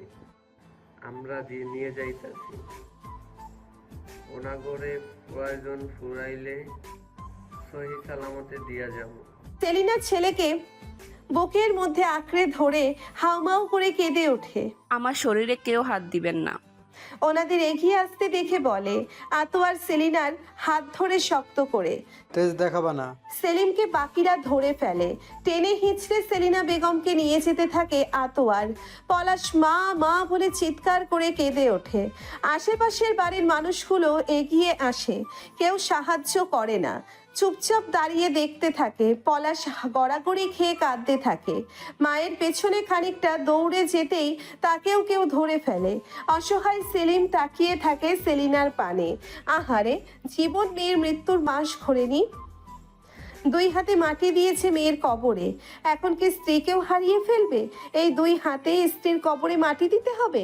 দীর্ঘ 2 দিন পরে পূর্ণতা জমিদার বাড়িতে ফিরেছে। অভি কোনো একটা কাজে বাইরে রয়ে গিয়েছে। পূর্ণতা নিজ কক্ষে প্রবেশ করতেই বরাবরের মতো বিছানার উপরে ডায়েরিখানা দেখতে পায়। ঠোঁটের কোণে হাসি ফুটে ওঠে পূর্ণতার। এই ডায়েরি হচ্ছে পূর্ণতার পরম বন্ধু। আজকে তাড়াহুড়ো করে নয়, বরং ধীরে সুস্থে ডায়েরি খোলে। 36 নম্বর পৃষ্ঠায় নতুন করে লেখা হয়েছে লাল কালি দিয়ে, প্রিয় পূর্ণতা, পরবারে তোমার সব আক্ষেপ মিটিয়ে দেব। নদীর পাড়ে বালুর অট্টালিকায় সিমেন্ট বসাবো, বুকের মধ্যে যত্নে আগলাবো তোমায়, ভালোবাসায় ভরিয়ে দিব তোমার হৃদয়। তুমি অপেক্ষা করতে পারবে তো? ঠোঁটের কোণে হাসি চওড়া হয় পূর্ণতার। বিড়বিড় করে বলে, ইফতিয়ার চৌধুরী, আপনাকে আমার প্রয়োজন। অভি প্রবেশ করে কক্ষে। হাতের ডায়েরিখানা পূর্ণতা রেখে দেয় পড়ার টেবিলে। অভি ঘামে ভেজা শার্ট খুলতে খুলতে বলে, পূর্ণ, কাপড় পাল্টে নাও, ইফতিয়ার চৌধুরীর বাড়িতে যাব। লোকটা আমাকে ভীষণ ভালোবাসে, আমার দিকে তাকিয়ে থাকবে। অভি দাঁড়ায়, তাকায় পূর্ণতার দিকে। বউ যে তাকে খেপাতে চাচ্ছে বেশ বুঝতে পারছে, তাই আলতো হেসে বলে, আমার বউ শুধু আমার দিকে তাকাবে, এতেই চলবে আমার। সবার আগে ঘুম ভাঙে রেশমা বেগমের। আজকেও তার ব্যতিক্রম নয়। তিনি সকাল সকাল রান্নাঘরের দিকে অগ্রসর হয় নিজের জন্য কিছু খাবার বানাতে। অন্ধকার এখনো কাটেনি, তবে আবছা আলোতে সকল কিছুই দৃশ্যমান। তিনি সিঁড়ি ভেঙে নিচে নামতেই পায়ের কাছে কিছু একটা বেঁধে যায়। বিরক্তিতে চোখ মুখ কুঁচকে নিচে তাকাতেই চিৎকার করে ওঠে। মানুষের মাথা পড়ে আছে তার পায়ের কাছে। রেশমার চিৎকারে ঘুম ছুটে যায় সকলেরই। দৌড়ে আসে এবং আতঙ্কে ওঠে সকলেই। আমার দায়িত্ব পালন করার বয়স ছিল না। একটা প্রভাবশালী পরিবারের নিকৃষ্ট দৃষ্টি আমাকে দায়িত্বের বেড়াজালে আটকে দিয়েছিল। আমার সংসার করার বয়স ছিল না, কিন্তু ভাগ্য আমাকে সংসারের টানাপোড়েনে বেঁধে দিয়েছে। প্রেমে পড়ার বয়স ছিল না আমার, কিন্তু একজোড়া চোখ আমাকে প্রেমে পড়তে বাধ্য করেছিল। স্কুলে যাওয়ার বয়সে আমি শ্বশুরবাড়িতে পড়ে আছি। পড়াশোনা নিয়ে চিন্তা করার বয়সে আমি স্বামীর বুকে মাথা রেখে নিজেকে বাঁচানোর চিন্তায় বিভোর থাকি। আমি এমন জীবন চাইনি। স্বপ্ন দেখেছিলাম বড় হব, বাবা মায়ের দুঃখ ঘুচাবো, ভাই বোনকে একটা সুন্দর জীবন দিব। কিন্তু কিছু নরপিচাস আমার নিষ্পাপ বোনটাকে ছিঁড়ে খুঁড়ে খেয়েছে, শেষ করে দিয়েছে তাকে। আমার বুকটা খালি করে দিয়েছে। বোনের মুখটা যখনই আমার চোখের সামনে ভেসে ওঠে, আমি বেপরোয়া হয়ে যাই। প্রতিশোধের আগুন জ্বলতে থাকে আমার শরীরে। 6 জন মিলে ধর্ষণ করেছিল আমার বোনকে। তারপর সেই নরপিচাসগুলো দৃষ্টি দিয়েছে আমার মায়ের দিকে। আমার মা আমার জান্নাত, সেই জান্নাতের গায়ে নরপিচাসের ছোঁয়া লাগতে দিতাম কি করে আমি? এতদিনে প্রাণ জুড়িয়েছে আমার, কলিজা ঠান্ডা হয়েছে। আমি নির্মমভাবে খুন করে নরপিচাসের মধ্যে একজনকে মুন্ডু আলাদা করে দিয়েছি। তার যে হাত দিয়ে আমার বোনের শরীরের কাপড় খুলেছিল, সেই হাত আমি 4 টুকরো করে ফেলেছি। যে চোখ দিয়ে আমার বোনের দিকে তাকিয়েছিল, সেই চোখ তুলে ফেলেছি আমি। যে ঠোঁট দিয়ে আমার বোনকে চুমু খেয়েছিল সেই ঠোঁটও আমি কেটে নিয়েছি। যে লিঙ্গ জোরে এতটা উতলা সেই লিঙ্গ থেতলে দিয়েছি। আমি শান্তি পাচ্ছি, এবার ভীষণ শান্তি পাচ্ছি। অস্ত্র হাতে নেওয়ার বয়স ছিল না আমার, কিন্তু পরিবেশ বা পরিস্থিতির চাপে হাতে অস্ত্র তুলে নিয়েছি। এবার আমি কাউকে বাঁচতে দেব না, শেষ করে দিব সবাইকে। পাপের রাজ্য ধ্বংস করব আমি। হাতে থাকা লম্বা চিঠিখানা পড়ে আতঙ্কে ওঠে ইফতিয়ার। 102 ডিগ্রি জ্বর তার। চিঠিখানা পড়াতে বোধহয় জ্বর পালিয়ে গেল। এক লাফে উঠে বসে সে। তার পাশে বসেছিল মিষ্টি। গতকাল মিষ্টির কানে খবর পৌঁছিয়েছে যে ডেঙ্গু জ্বরে আক্রান্ত হয়েছে ইফতিয়ার। ঠিক সেই মুহূর্তেই বাড়ি থেকে পালিয়ে চলে এসেছে ইফতিয়ারের নিকটে। 3 কিলো রাস্তা দৌড়ে হাসপাতালে পৌঁছিয়েছে। এই রাতেও ফেরেনি বাড়িতে। পূর্ণতা এবং অভিরাজ এসেছিল ইফতিয়ারকে দেখতে এবং তারা মিষ্টিকে নিয়ে যেতে চেয়েছিল। তবুও মিষ্টি যায়নি। অভির হাতে পায়ে ধরে অনুরোধ করে থেকে গিয়েছে। মিষ্টির পাগলামি দেখে ইফতিয়ার ঠোঁট বাঁকিয়ে মলিন হেসে বলেছিল, দুনিয়াটা এমন কেন আল্লাহ, যে যারা চায় সে তারা পায় না। যারা কপালে রাখেন নাই তার সাথে দেখা কেন করিয়েছিলেন? যারা ছুঁয়ে দেখার সাধ্য নেই তার জন্য হৃদয় কেন পড়ে? ইফতিয়ারকে বসে যেতে দেখে চমকায় মিষ্টি। সে ইফতিয়ারের পাশে মোড়া টেনে বসেছিল। দাঁড়িয়ে বিচলিত হয়ে জিজ্ঞেস করে, কি হয়েছে আপনার? বেশি খারাপ লাগছে? ডাক্তার ডাকবো? ইফতিয়ার শান্ত দৃষ্টিতে মিষ্টির দিকে তাকিয়ে মলিন হেসে বলে, আমি ঠিক আছে, বিচলিত হয়ে না। আমার বাবা আপু ওনারা কোথায়? মিষ্টি মাথা নিচু করে জবাব দেয়, ইরিন আপু খাবার আনতে গিয়েছে, আর চাচা বাসায় গিয়েছে। ঠিক আছে, তুমি বসো গিয়ে। ঠিক আছে আমি। মিষ্টি মাথা নাড়িয়ে বসে। ইফতিয়ার দীর্ঘশ্বাস ফেলে মনে মনে বলে, আমার পবিত্র পূর্ণতার হাতে খুন মানায় না, ফুল মানায়। আমি তোমাকে আর একটাও খুন করতে দেব না পূর্ণতা। তোমার প্রতিশোধ আমি নেব।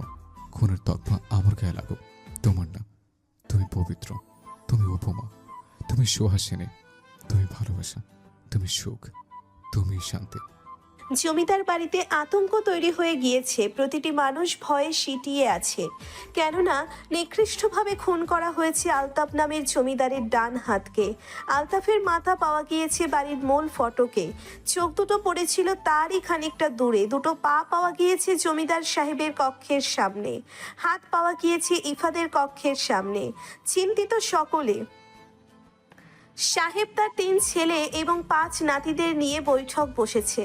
পলি এবং মমতাকে বৈঠকে থাকার অনুমতি দিলেও বাড়ির বউদের এবং পূর্ণতাকে অনুমতি দেওয়া হয়নি।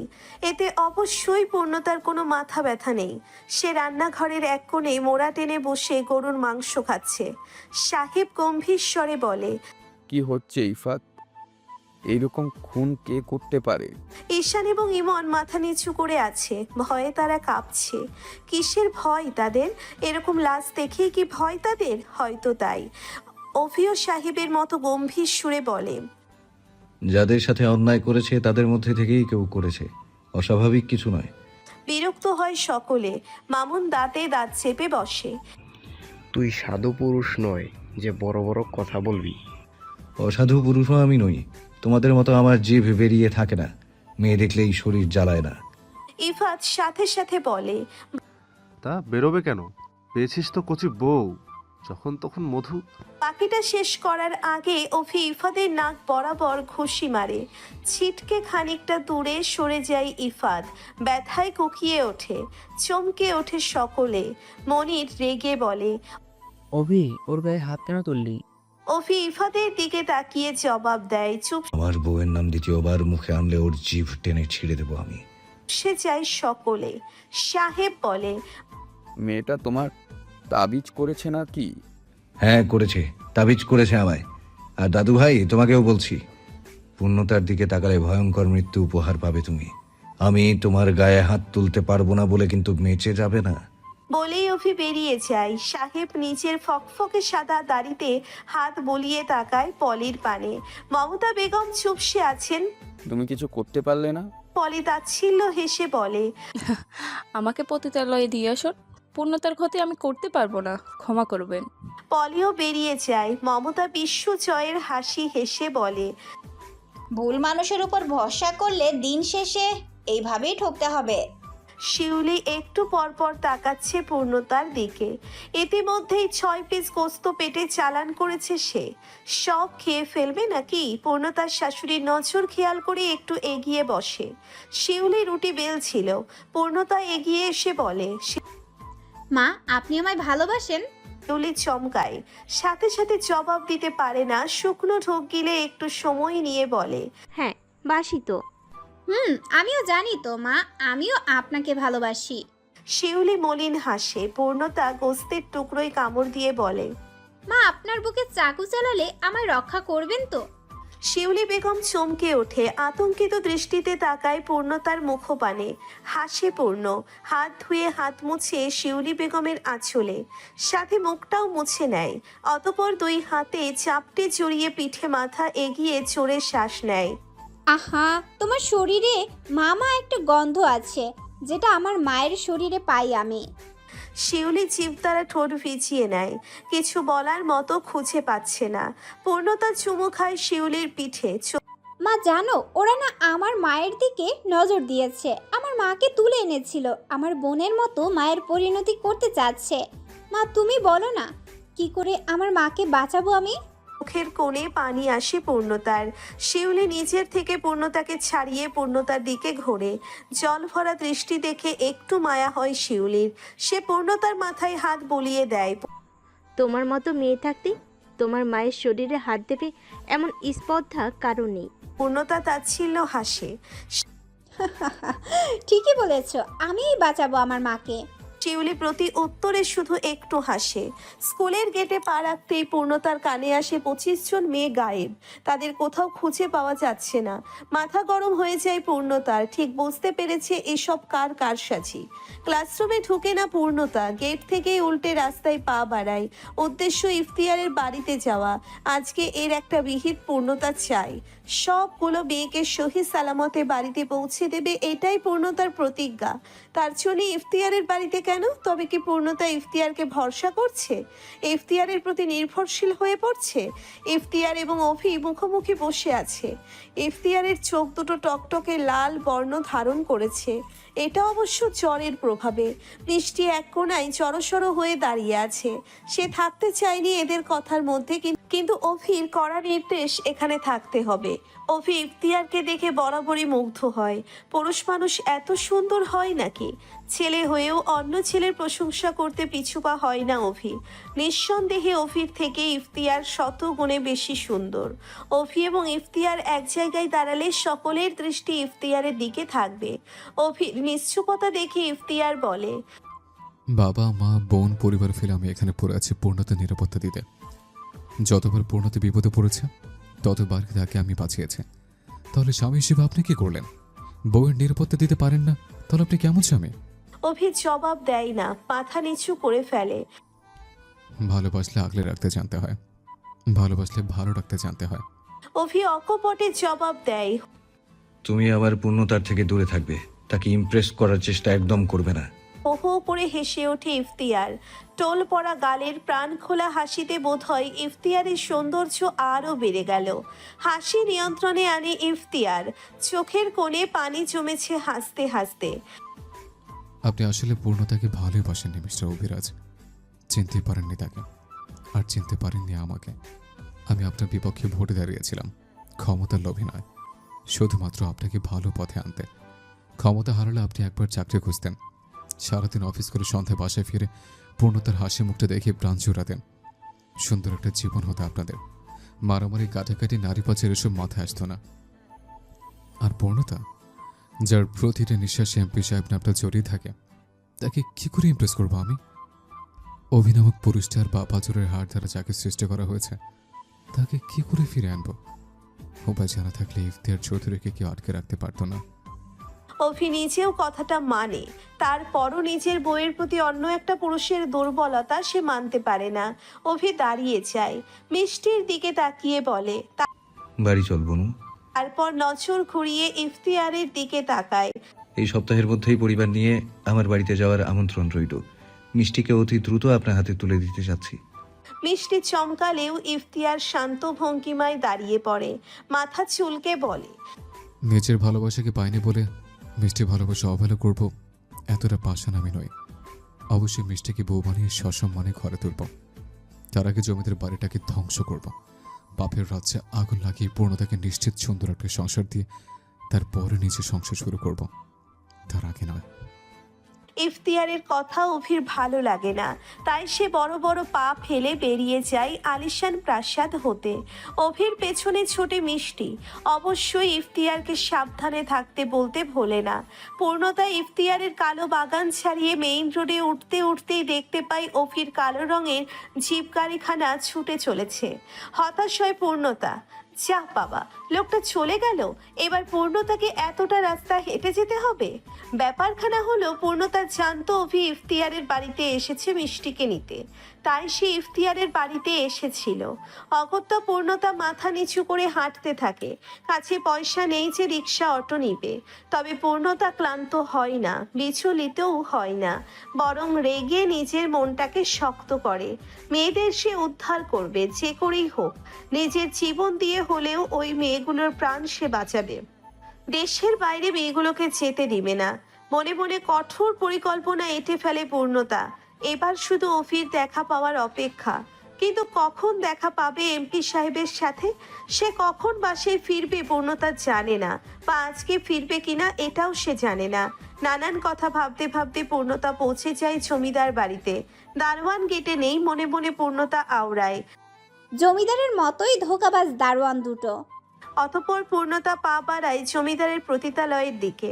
কিন্তু আজকে পতিতালয়ের কাছাকাছি যেতেই চমকায় পূর্ণতা, কেননা সেখান থেকে কোনো আওয়াজ আসছে না। কিন্তু কেন? ললাটে চিন্তার ভাঁজ ফেলে পা এগোতে থাকে। কিন্তু হায়, একটা মানুষও সেখানে নেই, ঘরগুলোর দরজা খোলা। চিন্তিত অভিরাজ তার গম্ভীর মুখশ্রী আজকে একটু বেশি গম্ভীর দেখাচ্ছে। ললাট কুঁচকে রেখেছে, পরনে সাদা রঙের টি শার্টে লাল তরল পদার্থের দাগ লেগে আছে। কপালের বাম সাইডেও আড়াআড়ি ভাবে একখানা দাগ টানা, খুব গভীর নয়, তবে তাতে বিন্দু বিন্দু রক্ত জমে আছে। গাল ভর্তি চাপদাড়িতে নতুন নকশা আঁকা, বাঁকানো মুখটা পরিপাটি করে ছোট করা হয়েছে। মাথা ভর্তি ছাকড়া চুলগুলোও ছোট করা হয়েছে। তাতে আহামরি কোনো নকশা আঁকা না হলেও দারুণ মানিয়েছে অভিরাজকে, যেন নতুন সাজে সেজেছে মানুষটা। পূর্ণতা দরজার আড়ালে দাঁড়িয়ে খুঁটিয়ে খুঁটিয়ে দেখতে থাকে গম্ভীর মুখী লম্বা মানবটিকে। ঠোঁটের কোণে হাসি ফুটে ওঠে। শ্যামলা বর্ণের সুদর্শন মানবটিকে পূর্ণতার এক টুকরো চাঁদের মতো মনে হয়। হঠাৎ কিছু মনে হতেই পূর্ণতার ঠোঁটের কোণের হাসি মিলিয়ে যায়। গভীর চিন্তিত হয়ে পড়ে সে। সন্দেহ দানা বাঁধে মনের মধ্যে, মনে মনে আওড়ায়, দুনিয়ার সব থেকে শুদ্ধ পুরুষটিকে পেয়েছি আমি, যাদের গায়ে কলঙ্ক থাকতে পারে আমার স্বামীর গায়ে নেই। ঠিক সেই মুহূর্তেই অভি হোঁচট খায়, বসে পড়ে খাটে। পায়চারি করতে করতে শুকনো মাটিতে হোঁচট। চমকায় পূর্ণতা, বুক কাঁপতে থাকে। জমিদার বাড়ির পিছনের পুকুর পাড়ে পাওয়া গিয়েছে পলি বেগমের লাশ। ভয়ঙ্কর যন্ত্রণা দিয়ে খুন করা হয়েছে তাকে। শরীর থেকে মাথা আলাদা করে দেওয়া হয়েছে।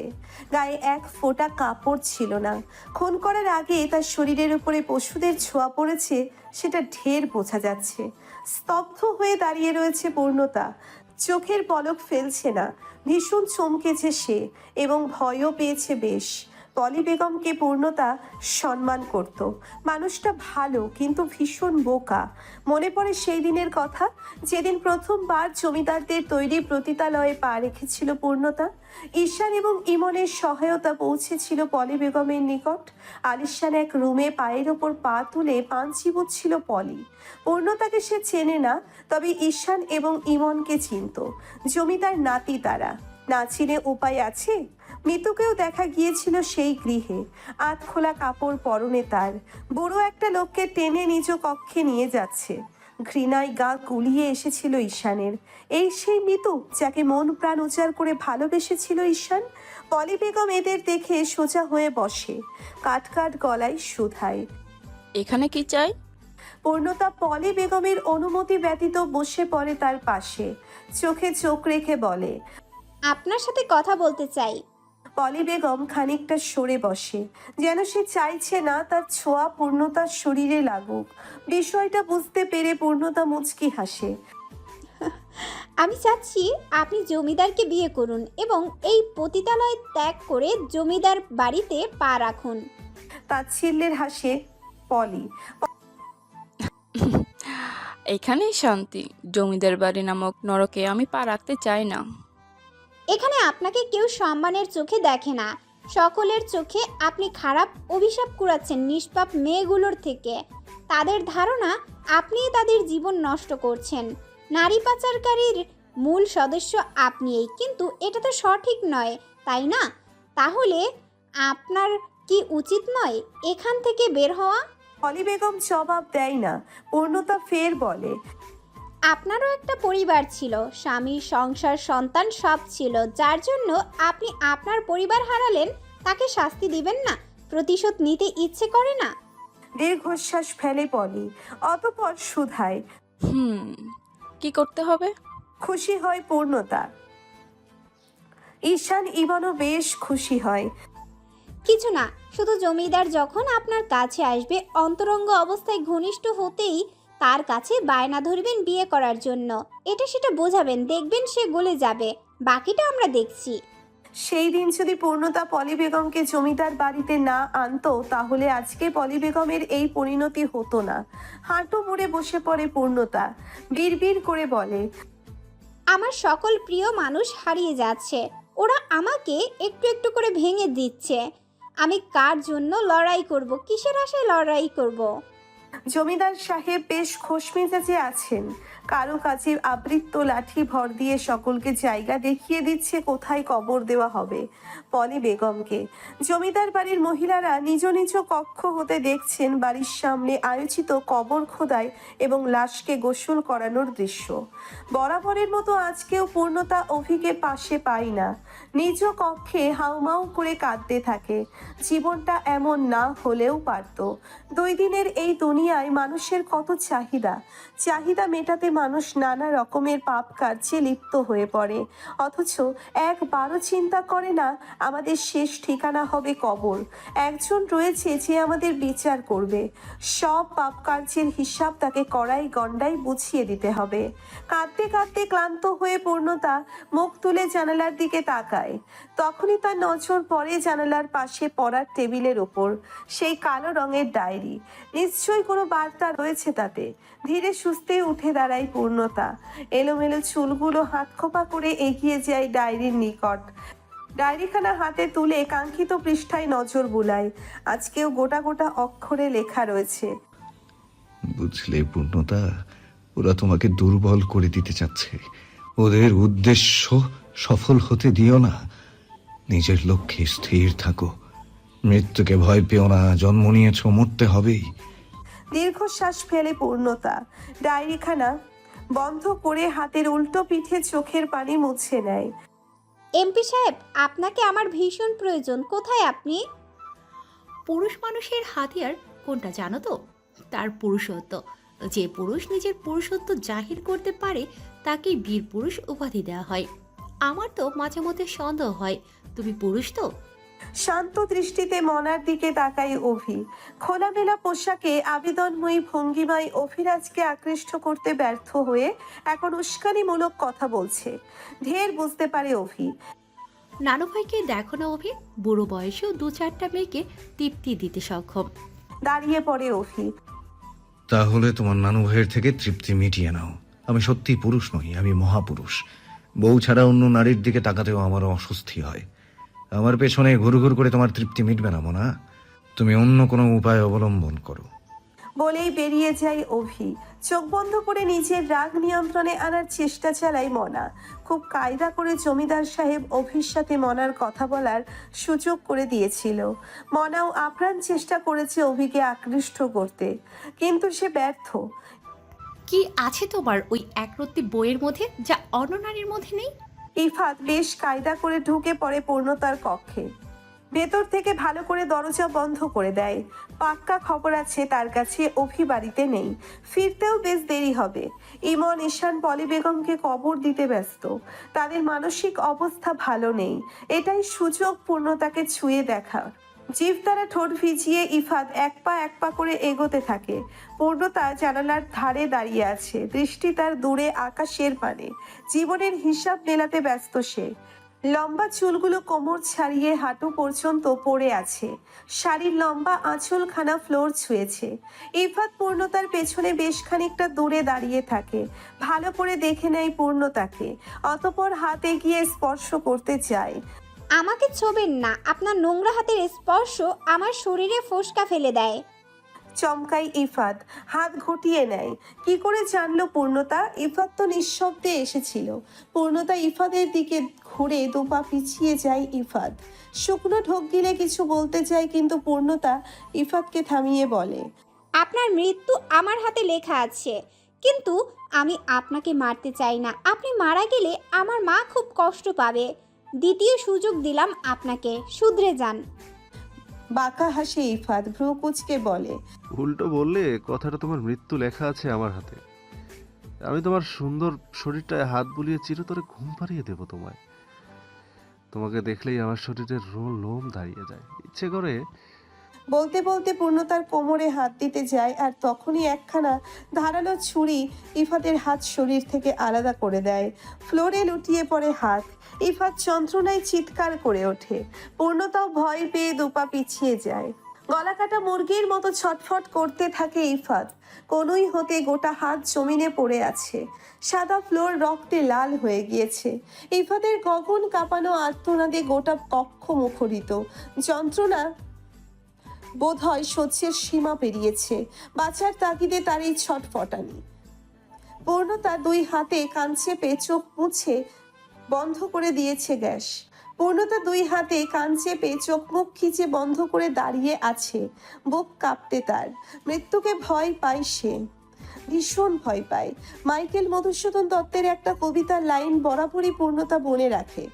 যখন চোখের সামনে কারো মৃত্যু দেখে, সাদা কাফনে মোড়ানো কোনো লাশ দেখে, নিজের মৃত্যুর কথা স্মরণ হয়, অস্থির হয়ে ওঠে, তখনই সেই লাইনগুলো আপন মনে আওড়ায়। জন্মিলে মরিতে হবে, অমরকে কোথা কবে। অভি এগিয়ে আসে, চোখ দুটি লাল রং ধারণ করেছে, কপালের রগগুলো ফুলে উঠেছে, ঝাঁকড়া চুলগুলো এলোমেলো, বুকের কাছে দুটো বোতাম খোলা, শার্ট ঘামে ভিজে আছে, কপাল বেয়ে টপ টপ করে ঘাম ঝরছে, দ্রুত নিঃশ্বাস চলছে। হয়তো অতিরিক্ত রাগের কারণে এক হাতে পূর্ণতাকে জড়িয়ে নেয় অভিরাজ। পরিচিত ছোঁয়া পেয়ে চোখ খুলে পূর্ণতা, অতি প্রিয় স্বামীর স্পর্শে ঠোঁট উল্টে কান্না করে ফেলে। নারী জাতি বরাবরই আহ্লাদী, তবে তার প্রিয় মানুষদের কাছে। এই যে শক্ত মনের অধিকারী পূর্ণতা, বরাবরই সে সকলকে দেখিয়ে এসেছে তার চঞ্চলতা এবং সাহসিকতার নমুনা। কিন্তু এই সাহসী মানবীর আড়ালে লুকিয়ে রয়েছে ভীতু নরম এক খোলস, যেটা অভিব্যতীত কারোর সামনে প্রকাশ করা হয়নি। পুরুষালী লোমশযুক্ত বুকে ঠাঁই নেয় পূর্ণতা। সুগন্ধি এবং ঘামের সংমিশ্রণে অদ্ভুত এক ঘ্রাণ নাকে লাগছে অভির বুক হতে, যে ঘ্রাণ পূর্ণতার অশান্ত মনটাকে শান্ত করতে সক্ষম হয়, হৃদয়ে দোলা দেয়, সুখ সুখ অনুভূতি হয়। ইফাতের চিৎকার কমে এসেছে, শান্ত হয়ে জমিনে লুটিয়ে পড়েছে জড়সড় হয়ে, হয়তো জ্ঞান হারিয়েছে, কাটা স্থান হতে এখনো রক্ত গড়াচ্ছে। অভিরাজ পূর্ণতার চুলের ভাঁজে চুম্বন এঁকে দেয়, নরম আতুরে গলায় বলে, আমি আছি পূর্ণ, যতক্ষণ আমার দেহে প্রাণ রয়েছে ততক্ষণ কেউ তোমায় স্পর্শ করতে পারবে না, কথা দিলাম। শান্ত হয় পূর্ণতা, শান্তিও পায়, মৃত্যুর ভয় কাটে। এই বুকে মাথা রেখে শেষ নিঃশ্বাস ত্যাগ করতে পারলে মন্দ হতো না। কোথায় ছিলেন এমপি সাহেব? আমার যে বড্ড ভয় করে। বউকে আশ্বস্ত করতে অভিরাজ সান্ত্বনামূলক বাণী আওড়ায়, ভয় পেও না বউ, আমি আছি তোমার কাছাকাছি।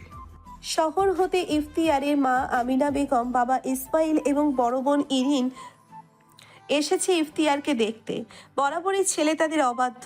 প্রাণপ্রিয় ছেলেকে সর্বক্ষণ কাছাকাছি রাখতে চায় আমিনা বেগম, কিন্তু ছেলে তাকে গুরুত্ব দিয়ে কাছে থাকে না। আলিশান মখমলে শয়ন কক্ষে ইফতিয়ার শুয়ে রয়েছে, তারই পাশে বসে আঁচলে মুখ ঢেকে কেঁদে যাচ্ছেন আমিনা। কয়েকদিনের জ্বরে নাজেহাল অবস্থা তার, নারী ছেঁড়া ধনের। অতিমাত্রায় সুদর্শন পুরুষটি নুইয়ে পড়েছে জ্বরের প্রতাপে। আদলে দেখা মিলছে ক্লান্তির ছাপ। ইরিন থার্মোমিটার দ্বারা জ্বর মাপছে। পেশায় সে একজন ডাক্তার। চিন্তিত ভঙ্গিমায় দাঁড়িয়ে ইসমাইল। জ্বরের প্রতাপ ভালোই, তবে ছুটে যাবে কিছুক্ষণে। নিশ্চিত হয়ে থার্মোমিটার রাখে ইরিন। ভাইয়ের আদলে নজর রেখে শুধায়, ভাই আর কত, ফিরে চল, তোকে ছাড়া আমাদের ভালো লাগে না। ইফতিয়ার মৃদু হেসে মায়ের হাত জড়িয়ে নেয়। মাথা তোলে, মায়ের কোলে মাথা রাখে। শান্তি মেলে। মায়ের কোলে জাদু আছে।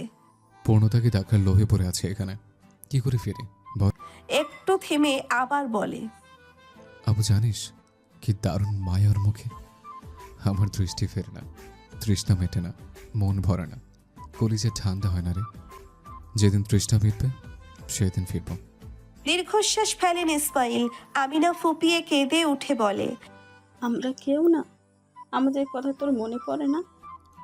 তোমরা তো আমাকে না দেখে থাকতে পারো না, একটু চিন্তা হয় আমাকে নিয়ে, পর মুহূর্তে মানিয়ে নিতে পারো, কিন্তু আমি তো পারি না। আমার যে দম বন্ধ হয়ে আসে, ওকে না দেখতে পেলে আমি যে মরে যাব।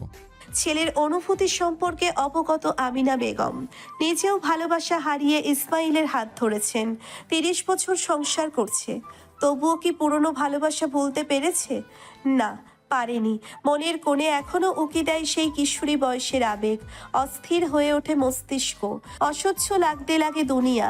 ঠিক তখনই দুটো সন্তানের মুখ চোখের সামনে ভেসে ওঠে। আবেগ পালিয়ে যায়, দায়িত্ব মাথাচাড়া দিয়ে দাঁড়িয়ে পড়ে। আব্বা, তুই একবার বলে দেখ, পূর্ণতাকে আমি তোর কাছে নিয়ে আসবো। চমকাই ইফতিয়ার। ভীতি নয়নে তাকায় বাবার মুখপানে। বিচলিত হয়ে বলে, না বাবা, অভিতেই পূর্ণতা, তাকে অবিহারা করো না।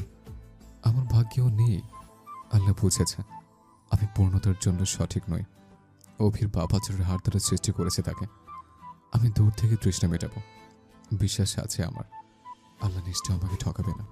উত্তম পরিকল্পনা করেছেন তিনি আমার জন্য, শুধু ধৈর্য ধরতে হবে। ইফতিয়ারের কথার প্রসঙ্গে কেউ আর পাল্টা জবাব দিতে পারে না, শুধু মনে মনে আফসোস করে। এত ভালোবেসেও ভাগ্যের কাছে হেরে গেল। আল্লাহ ইফতিয়ারের মঙ্গল করুক। চটে আছেন জমিদার সাহেব। মেজাজ বিগড়েছে জমিদারের 3 পুত্রেরও। মনোয়ার ছেলের কার্যক্রমে বিরক্ত। বউয়ের জন্যে ভাইকে আঘাত করবে। দিন দিন কাপুরুষে পরিণত হচ্ছে তার ছেলে। হাসপাতালে নেওয়া হয়েছে ইফাতকে। আপাতত বৈঠক ডেকেছেন জমিদার। কড়া কিছু কথা অভিরাজকে শোনাতেই হবে। আজকের সভায় জমিদার বাড়ির গিন্নিদের থাকার অনুমতি দেওয়া হয়েছে। সেই সুবাদে পূর্ণতাও স্থান পেয়েছে সেথায়। বৃষ্টির পাশে চুপচাপ দাঁড়িয়ে আছে সে, এখনো স্বাভাবিক হতে পারেনি। অভি বসেছে জমিদারের মুখোমুখি। ভয়, ডর কিংবা অনুশোচনা কোনোটাই তার আদলে প্রকাশ পাচ্ছে না। যেন সে যেটা করেছে ভালো করেছে। রেশমা ক্ষণে ক্ষণে কেঁদে উঠছে। দুটো সন্তানের জননী হলেও ইফাদের বেলায় সে একটু বেশিই যত্নশীল। সভায় পিম্পির নীরবতার অবসান ঘটিয়ে মনোরম সে কটাক্ষ স্বরে বলে, বউয়ের জন্য ভাইয়ের গায়ে হাত তোলা সুপুরুষের পরিচয় নয়। বাবার চোখে চোখ রেখে অভিরাজ জবাব দেয়, বউকে পতিতালয়ের বেশ্যা বানানো সুপুরুষের পরিচয় নয়। আমার চোখে চোখ রেখে কথা বলার সাহস করবেন না আপনি, চোখ তুলে নেব। থমথমে খেয়ে যায় মনোয়ার। ভয়ও পায় খানিকটা। এই ভয়ের কারণ অভির দেওয়া হুমকি নয়, পতিতালয়ের বেশ্যা কথাটাই তার ভয়ের কারণ। সাহেব ভাবে খানিকক্ষণ, অভিরাজের ভাবভঙ্গি ভালো নয়। বিচক্ষণ সাহেব ঢের বুঝতে পারছে তার তিলে তিলে গড়ে তোলা নারী পাচারের ব্যবসায় বিপক্ষ দল হয়ে দাঁড়াবে অভি। বইয়ের সঙ্গ পেয়ে মায়ের স্মৃতিচারণ ভুলতে বসেছে। অভিকে থামানো দরকার। অতি গম্ভীর গলায় জমিদার শুধায়, কি চাও তুমি দাদু ভাই? মুক্তি। ঠিক আছে, বউ নিয়ে দূরে কোথাও চলে যাব, মুক্তি দিলাম তোমাকে। যাওয়ার হলে আমি আরো আগেই চলে যেতাম, উদ্দেশ্য অন্য আমার। জমিদার তার ছোট পুত্রকে চোখের ইশারা করে। বাবার ইশারা পেয়ে মামুন পূর্ণতার নিকট গিয়ে দাঁড়ায়। মিষ্টির পিছনে যায় পূর্ণতা। উদ্দেশ্য সঠিক নয় তার ঢের বুঝতে পারছে। শোনো পূর্ণতা, বয়স কম তোমার, যৌন চাহিদা সম্পর্কে ধারণা কম, আবেগে ভাসছো তুমি, তাই আগে থেকেই সাবধান করছি তোমায়। পুরুষত্বের সমস্যা রয়েছে তোমার স্বামীর, তাই নারীদের ভোগ করে মজা নিতে পারে না। মজা তোমাকেও দিতে পারবে না। তৃপ্তি মেটানোর ক্ষমতা তোমার স্বামী নেই। তাই ভালোই ভালোই বলছি, একে ছেড়ে নিজের ভবিষ্যৎ নিয়ে ভাবো। পবিত্র নেই তোমার আদরের প্রাণের স্বামী, অক্ষম সে। কান গরম হয়ে ওঠে পূর্ণতার, ঘৃণায় দৃষ্টি নত করে জমিনে তাকায়। স্তব্ধ হয়ে যায় অভিরাজ, তাকিয়ে থাকে চাচার মুখপানে। অকপটে কত বড় অপবাদ দিয়ে ফেলল। মিষ্টি রাখিতে অশ্রু টলমল করে, মাথা নুইয়ে চোখের পানি লুকাতে ব্যস্ত সে। পরিবারের প্রতি দিন দিন শ্রদ্ধা কমে আসছে তার। অভি কিছু বলতে উদ্যত হলে তখনই মনা বলে, ঠিক বলেছ মামা, অভি পুরুষই নয়, অক্ষম তবুও বড় বড় কথা বলে। সে বোধহয় জানে না পুরুষত্ববিহীন পুরুষের মূল্য নেই। সহ্যের সীমা পেরিয়ে যায় অভির, তড়িৎ গতিতে দাঁড়িয়ে পড়ে সে। মনা তাচ্ছিল্য হেসে বলে, ভাবখানা দেখো, এখনো লজ্জা পাচ্ছে না সে। শেষের কথাটা বিদ্রুপ করে বলে মনা। আশ্চর্য হয় পূর্ণতা। নানা মামা মামি ভাই সকলের সামনে নির্লজ্জের মতো কিভাবে কথা বলছে মনা। তবে মানতেই হবে জমিদার বাড়ির পুরুষ নয়, নারীরাও পতিতালয়ের বেশ্যাদের দলে। মামুন আবারও কিছু বলতে উদ্যত হয়, তখনই নারীর সুখ হচ্ছে পুরুষের পুরুষত্বে। প্রাপ্তবয়স্ক নারী হয়ে উঠবে যখন, তখন বুঝবে। জমিদার সাহেব গম্ভীর গলায় বলে। মনার দৃষ্টিতে তাচ্ছিল্য স্পষ্ট। পূর্ণতা অভির মুখপানে তাকায়। ভরা সবাই মাথা নুইয়ে বসে আছে সে। হয়তো লজ্জা পেয়েছে, নয়তো রেগে আছে। পরিবার এমনও হয়। শুধু অভিরাজ নয়, মাথা নুইয়ে রয়েছে ইমন এবং ঈশানও। বড় ভাইকে এভাবে অপদমস্তক করাই তারাও ব্যথিত হচ্ছে, কিন্তু প্রকাশ করার সাহস নেই। মনা পূর্ণতার দিকে আঙ্গুল তুলে বলে, অনেক টাকা দিব তোমায়, চলে যাও দূরে কোথাও, খুঁজে নাও নতুন নাগর, অভিরাজের মতো কাপুর। বাকিটা শেষ করতে পারে না মনা। পূর্ণতা মনার আঙ্গুল ধরে চাচালো গলায় বলল, আমার স্বামীকে নিয়ে আর একটা বাজে কথা বললে জিভ টেনে ছিঁড়ে দিব। আমার এমপি সাহেব খাঁটি পুরুষ, আপনাদের মতো জিভ বেরিয়ে যাওয়া কুকুর নয়। মেয়ে দেখলেই লালা ঝরে না আমার স্বামীর। বউ ছাড়া অন্য নারীর সঙ্গে স্পর্শ সহ্য হয় না। এমন পুরুষকে স্বামীরূপে পেতে ভাগ্য লাগে। আমি পূর্ণতা ভাগ্যবতী। পৃথিবীর সব থেকে শুদ্ধ পুরুষটি আমার। দমে যায় সকলেই। হাসি ফুটে ওঠে ইবন ঈশানের অধরে। মনে মনে পূর্ণতাকে বাহবা দিতে থাকে ওরা। মমতা বেগম এতক্ষণ চুপচাপ শুনছিলেন সবটা। পলের মৃত্যুতে তিনি একটু হলেও চমকেছে। দাপট ফুরিয়ে এসেছে তার। মায়া, গলা দেখছো? শ্বশুর শাশুড়িদের সামনে গলা বাড়িয়ে কথা বলছে। লাজ লজ্জা নাই তোমার? পূর্ণতা তাকায় মমতা বেগমের পানে। পূর্ণতা লাজ লজ্জা আসে না কাপুরুষদের সামনে। শ্বশুর শাশুড়ি নয়, এখানে কাপুরুষদের দল বসে আছে। নারী লোভী জানোয়ার এক একটা। মামুন গর্জে ওঠে, এই মেয়ে, মুখ সামলে কথা বলো। জমিদার বাড়ির কর্তার সামনে দাঁড়িয়ে আছো তুমি। পূর্ণতাও সমান তালে গর্জে উঠে জবাব দেয়, আপনি মুখ সামলে কথা বলুন। আপনিও ভুলে যাবেন না এমপির বউয়ের সাথে কথা বলছেন। থতমত খেয়ে যায় মামুন। জমিদার সাহেব কুটিল দৃষ্টিতে পূর্ণতাকে দেখতে থাকে। একরত্তি মেয়ে, তার তেজ আছে প্রখর, একটা কথাও মাটিতে পড়তে দেবে না। এই মেয়েটা যতদিন জমিদার বাড়িতে থাকবে ততদিন সুস্থভাবে ব্যবসা পরিচালনা করা সম্ভব হবে না। শিউলি বেগম এগিয়ে আসে, পূর্ণতার মুখোমুখি দাঁড়িয়ে ফিসফিসিয়ে বলে, পূর্ণতা, এভাবে কথা বলিও না। তোমার শ্বশুর হয় সম্পর্কে, সম্মান দিয়ে কথা বলো। আমার স্বামীকে অপমান করা হলে আমি এভাবেই কথা বলবো। সম্মান পাওয়ার যোগ্য ওনাদের নেই। কুকুরের থেকে নিকৃষ্ট এরা। কেউ জবাব দিতে পারে না। অভিরাজ দাঁড়িয়ে যায়, বাবার চোখে চোখ রেখে বলে, আমার শরীরে আঘাত করলে আমি চুপচাপ মেনে নিব, কিন্তু আমার পূর্ণতার দিকে নজর দিলে চোখ তুলে নেব বলে দিলাম। সে আমার জন্মদাত্রী পিতা হোক বা ভাই। বলেই প্রস্থান করে। বৃষ্টিও অভির পেছন পেছন বেরিয়ে যায়। পূর্ণতা এগিয়ে যায় জমিদার সাহেবের নিকট। বয়স পেরিয়েছে 70 আর বাঁচবেনই বা কদিন। 3 যুগ পেরিয়ে এসেছেন ভণ্ডামি করে। এবার একটু ভালো হওয়ার চেষ্টা করুন। আপনাকে আমি শেষ সুযোগ দিলাম। রঙিন স্বপ্নে বিভোর মিষ্টি স্বপ্নগুলো অবশ্যই ইফতিয়ারকে ঘিরে। ইদানিং এক অদ্ভুত চিন্তা যুক্ত হয়েছে মস্তিষ্কে।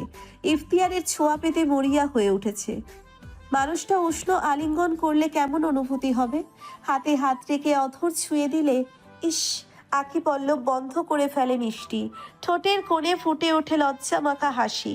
ভাবনারা নির্লজ্জ হয়ে যাচ্ছে দিনকে দিন। আনুমানিক 9টা বাজে নিজ কক্ষের সামনে লাগোয়া বারান্দায় দাঁড়িয়ে ঠান্ডা ঠান্ডা হাওয়া অনুভব করছে। আসমানে মস্ত বড় চাঁদ উঠেছে, চাঁদের আলোতে আলোকিত হয়েছে চারিপাশ। খাখা জ্যোৎস্না যাকে বলে। এই মুহূর্তে ইফতিয়ারের সাথে কথা বলতে ইচ্ছে করছে মিষ্টির। নিজ ইচ্ছে দমিয়ে না রেখে কল করে শখের পুরুষের নাম্বারে। এটাই ছিল প্রথমবার নিজ উদ্যোগে কল করা। বরাবরই ইফতিয়ার যখন কল করে তখনই একটু কথা বলা হয়। রিং হতেই রিসিভ করে নেয় ইফতিয়ার, বিচলিত গলায় শুধায়। কল করলে যে মিস্টার, আমার পূর্ণতা ঠিক আছে? হতাশার নিঃশ্বাস ফেলে মিষ্টি। রাগ হয় না, তবে একটু মন খারাপ হয়। পূর্ণতার জন্য আমার দাভাই আছে, আপনি আমার কথা ভাবুন চৌধুরী সাহেব। যেন স্বস্তির নিঃশ্বাস ফেলল ইফতিয়ার। যাক, পূর্ণতা ঠিকঠাক আছে এবং অভিরাজের বাহু ডরে আছে। জ্বর কমেছে? খেয়েছি? ভালোবাসি আপনাকে। নিশ্চুপ হয়ে যায় ইফতিয়ার। আখিদয়ের সামনে ভেসে ওঠে পূর্ণতার আদলখানা। এরকম একটা মুহূর্ত তাদের হতো। পূর্ণতার সাথে পাশাপাশি দাঁড়িয়ে কিছু মুহূর্ত কাটতো। পূর্ণতা অকপটে বলে দিত, ভালোবাসি আপনাকে। ইফতিয়ার চৌধুরীর জীবন সার্থক হতো। কয়েকটা মসজিদে সোনার চাঁদ বানিয়ে দিত। আচ্ছা, এমন কিছু হোক ইফতিয়ারের ঘুম ভেঙে যাক, আর সে দেখুন তার পূর্ণতা অবিবাহিত কিশোরী রয়েছে, শপিং ব্যাগে বই ঢুকিয়ে লাফিয়ে লাফিয়ে স্কুলে যাচ্ছে। কিন্তু এমন তো হওয়ার নয়। হৃদয় বিচলিত হয় ইফতিয়ারের। আখিদয় ভিজে ওঠে, হাঁসফাঁস করতে থাকে, এসির ঠান্ডাতেও ঘামতে থাকে। এত কষ্ট কেন হয়? মনে মনে ইফতিয়ারের আল্লাহকে ডাকেন, আকুতি করে বলেন, আল্লাহ, আমার জন্য যাকে পারেননি তার জন্য আমার হৃদয় থেকে মায়া কমিয়ে দিন, আমাকে সহ্য শক্তি দিন, আর আমার হায়ারটুকু আমার পূর্ণতাকে দান করে আমাকে মুক্তি দিন। এই যন্ত্রণা আমি আর উপভোগ করতে পারছি না। ইফতির থেকে সারা না পেয়ে মিষ্টি বলে, এই চৌধুরী সাহেব কথা কেন বলছেন না? দীর্ঘশ্বাস ফেলে ইফতিয়ার, ভালো লাগছে না মিস্টার, পরে কথা বলবো। শুনুন, বলো। ভাবি কোনো দিনও আপনার হবে না। আবেগ নিয়ন্ত্রণ করুন চৌধুরী সাহেব, তাকে নিয়ে ভাবা বন্ধ করুন। সারাক্ষণ পূর্ণতা পূর্ণতা বললেই পূর্ণতা ফিরবে? হাস ফেলে ইফতিয়ার, সে আমার না হোক, তবু সে জানুক পৃথিবীর কোনো এক প্রান্তে ক্ষুদ্র একটি মানুষ তাকে এক আকাশ সমান ভালোবাসে। সে জানুক তাকে এক পলক দেখার জন্য আজও কেউ অপেক্ষা করে বসে থাকে। আমি জানি তাকে আর কোনোদিনই পাওয়া সম্ভব নয়, তবে সে ভালো থাকুক, পৃথিবীর সকল সুখ তার হোক। তার প্রতি আমার ভালোবাসা যেদিন কমে যাবে সেদিনই আমার মৃত্যু হোক।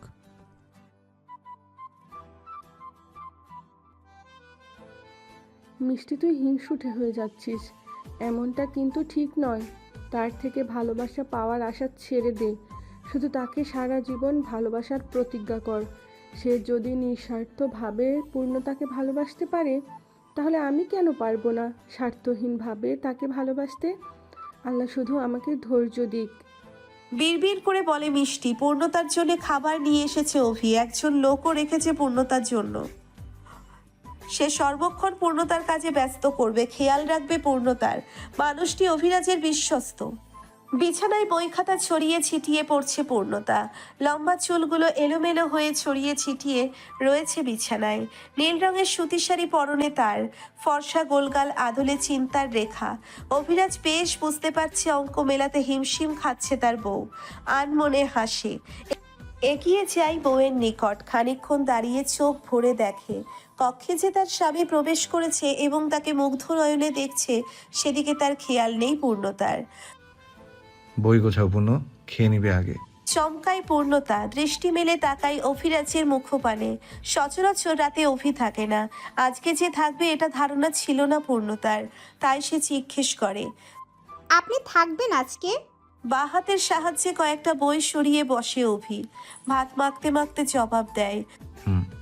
খুশি হয় পূর্ণতা। অভি ভাত মেখে তুলে দেয় পূর্ণতার মুখে। পূর্ণতাকে খাওয়ানো শেষ হলে সাথে সাথে নিজেও খেয়ে নেয়। খাওয়া শেষে চুল আঁচড়ে দেয় পূর্ণতার, সুন্দর করে বেনুনি গেঁথে দেয় লম্বা চুলে, অতপর বাতি নিভিয়ে শুয়ে পড়ে। অনুমতি ব্যতীত পূর্ণতা অভিরাজের বুকে মাথা রাখে। অভিও পরম যত্নে হাত বুলিয়ে দেয় পূর্ণতার মাথায়। প্রথমবার স্বামীর সাথে সহবাসের পর থেকে প্রতি রাতেই বরকে দারুণভাবে অনুভব করে পূর্ণতা। দ্বিতীয়বার স্বামীর সঙ্গ পেতে মরিয়া হয়ে উঠেছে, কিন্তু বর তার বেয়ে রসিক, পালিয়ে পালিয়ে বেড়ায়। আজকে ধরা দিয়েছে বিধায় পূর্ণতার মন পুলকিত হয়ে উঠেছে। অদম্য ইচ্ছে শরীর ঝাঁকাচ্ছে। অভিরাজের লোমশযুক্ত বুকে দাঁত বসিয়ে দেয় পূর্ণতা। ব্যথায় শব্দ করে ওঠে অভি। কামড়াচ্ছ কেন পূর্ণ? জবাব দেয় না পূর্ণতা। মুখ বাঁকিয়ে তাকায় অভিরাজের মুখপানে। নীল রঙের হালকা আলোকিত ড্রিম লাইট চলছে রুমে। সেই আলোতে পূর্ণতার মুখখানা নীল দেখাচ্ছে। মোহনীয় লাগছে বেশ। মোহনীয় বইয়ের আবেদনময়ী বার্তা ঢের বুঝতে পারে অভিরাজ। ঘাড় উঁচু করে হালকা চুমু এঁকে দেয় পূর্ণতার ওষ্ঠদয়ে। অতপর ফিসফিস করে বলে, সময় নাও বউ, বয়স খুবই কম তোমার, সহ্য করতে পারবে না। পূর্ণতা অভির গলায় অথর ঠেকিয়ে অভির মতোই ফিসফিসে জবাব দেয়, একবার পেরেছি যখন আবারও পারবো, অতটাও ছোট আমি নই। মুহূর্তেই পূর্ণতাকে বিছানায় ফেলে তার ওপরে আধশোয়া হয়ে পড়ে অভি। বউকে কাছে টানার ইচ্ছে তারও হয়, নিয়ন্ত্রণহীন হয়ে পড়ে মাঝে মধ্যেই, কিন্তু বউয়ের বয়সের কথা মাথায় রেখেই দূরত্ব বজায় রাখে। কিন্তু আজকে বউয়ের উস্কানিতে নিজেকে নিয়ন্ত্রণ করা অসম্ভব। অধরে অধর মিলিয়ে গভীর চুম্বনে লিপ্ত হয় অভি। পুরুষালী শক্তপোক্ত হাতের বিচরণ ঘটে নরম বক্ষ দেশে। বক্ষ বিভাজনে পীড়ায় জর্জরিত পূর্ণতা মুহূর্তেই বুঝে যায় বড্ড ভুল করে ফেলেছে ঘুমন্ত বাঘকে জাগিয়ে। পূর্ণতা নখ দাবাই অভির উদুম পিঠে। দীর্ঘ সময় অতিবাহিত হওয়ার পরে ওষ্ঠ ছেড়ে গলায় নাক ডোবায় অভিরাজ। চুম্বনের নামে কামড়ে দিতেও ভোলে না সে। পূর্ণতার মৃদুস্বরে আর্তনাদে আরও বেপরোয়া হয়ে ওঠে অভি। নরনারীর ঘন ঘন নিঃশ্বাসের শব্দে মুখরিত হয় গোটা কক্ষ। পূর্ণতার পরনের কাপড় খুলতে ব্যস্ত অভিরাজ কিছু একটা ভেবে কয়েক মুহূর্তের জন্যে থামে। বউয়ের মুখপানে তাকিয়ে প্রশ্ন করে, ও থেমে যাব? খুব বেশি কষ্ট হচ্ছে? অভির চুলে হাত ডুবিয়ে তাকে কাছে ডাকে পূর্ণতা। স্বস্তির নিঃশ্বাস ফেলে অভি, মৃদু হেসে ললাটে অধর ছোঁয়ায়। অতপর মিশে যায় পূর্ণতার দেহাংশে, মাথা রাখে বক্ষ বিভাজনের মাঝে। আষ্ঠে পৃষ্ঠে জড়িয়ে নেয় দুই হাতে। আকুল কণ্ঠে অভিরাজ বলে, আমার সুখ, আমার শান্তি, আমার একমাত্র আশ্রয় তুমি। ভালোবাসি ভীষণ, ভালোবাসি তোমায়। অভিরাজের চুলগুলো শক্ত হাতে মুঠো করে ধরে নিজেকে সামলাতে ব্যস্ত পূর্ণতা। পীড়া, আসক্তি এবং অনুভূতিতে জর্জরিত সে। সুখ এবং কষ্টের মাঝামাঝি অবস্থান করছে। চোখের কর্নিশ বেয়ে দুই ফোঁটা পানি গড়িয়ে পড়ে। আসমানে মেঘ জমেছে, বিদ্যুৎ চমকাচ্ছে, অন্ধকারে ছেড়ে আসছে চারিপাশ। কালো মেঘগুলো ধেয়ে আসছে যেন। ইতিমধ্যেই বাতাস বইতে শুরু করেছে। টিনের চালের স্কুল বিদায় ঠাস ঠাস শব্দ হচ্ছে গাছ থেকে ফল ডাল পড়ার। মিষ্টি এবং পূর্ণতার স্কুলের ছুটি হয়ে গিয়েছে। বৃষ্টি আসার আগমন বার্তা শুনতে পেয়ে দুজনের মনই আনন্দে নেচে ওঠে। বছরের প্রথম বৃষ্টি। স্কুলের বারান্দায় দাঁড়িয়ে তারা বৃষ্টির জন্যে অপেক্ষা করে। ঝিরিঝিরি বৃষ্টি নামতে শুরু করলেই ওরাও নেমে পড়বে এবং নাচতে নাচতে বাসায় যাবে। পূর্ণতা মাথা হতে হিজাব খুলে ফেলে এবং সাদা ওড়না গায়ে জড়িয়ে নেয়। হাঁটু সমান লম্বা কেশ ছড়িয়ে ছিটিয়ে পড়ে পিঠ জুড়ে। মিষ্টি তাকিয়ে থাকে, মনে মনে বলে, এমনি এমনি কি ইফতিয়ার চৌধুরী এবং অভিরাজ পাগল হয়েছে? মাশাল্লাহ মাশাল্লাহ, এই মেয়েটাকে দেখলেই হৃদয় শান্তি পায়। কি সুন্দর মুখখানা, আর আমি ওই তো শ্যামলা মুখখানা। ইফতিয়ার চৌধুরী যে আমার সাথে একটু কথা বলে, এটাই তো অনেক। মিষ্টির ভাবনার মাঝেই বৃষ্টির ফোঁটা জমিনে পড়তে থাকে। মুহূর্তেই ভিজিয়ে দেয় জমিনে অবস্থিত সকল কিছু। একগাল হেসে মিষ্টি এবং পূর্ণতা নেমে পড়ে। কয়েক মুহূর্তে তারাও ভিজে জবথবু হয়ে যায়। বড় বড় ফোঁটা পড়ছে, শরীরে বেশ অনুভব করা যাচ্ছে। হেডমাস্টার জয়নাল হক পেছন থেকে ডাকতে থাকে ওদের, কিন্তু বৃষ্টির প্রবল স্রোতে ওদের কানে সেই ডাক পৌঁছয় না। পিচ্ছিল কাঁচা রাস্তা পেরিয়ে পিচ ঢালা পাকা রাস্তায় উঠে পড়ে দুজন।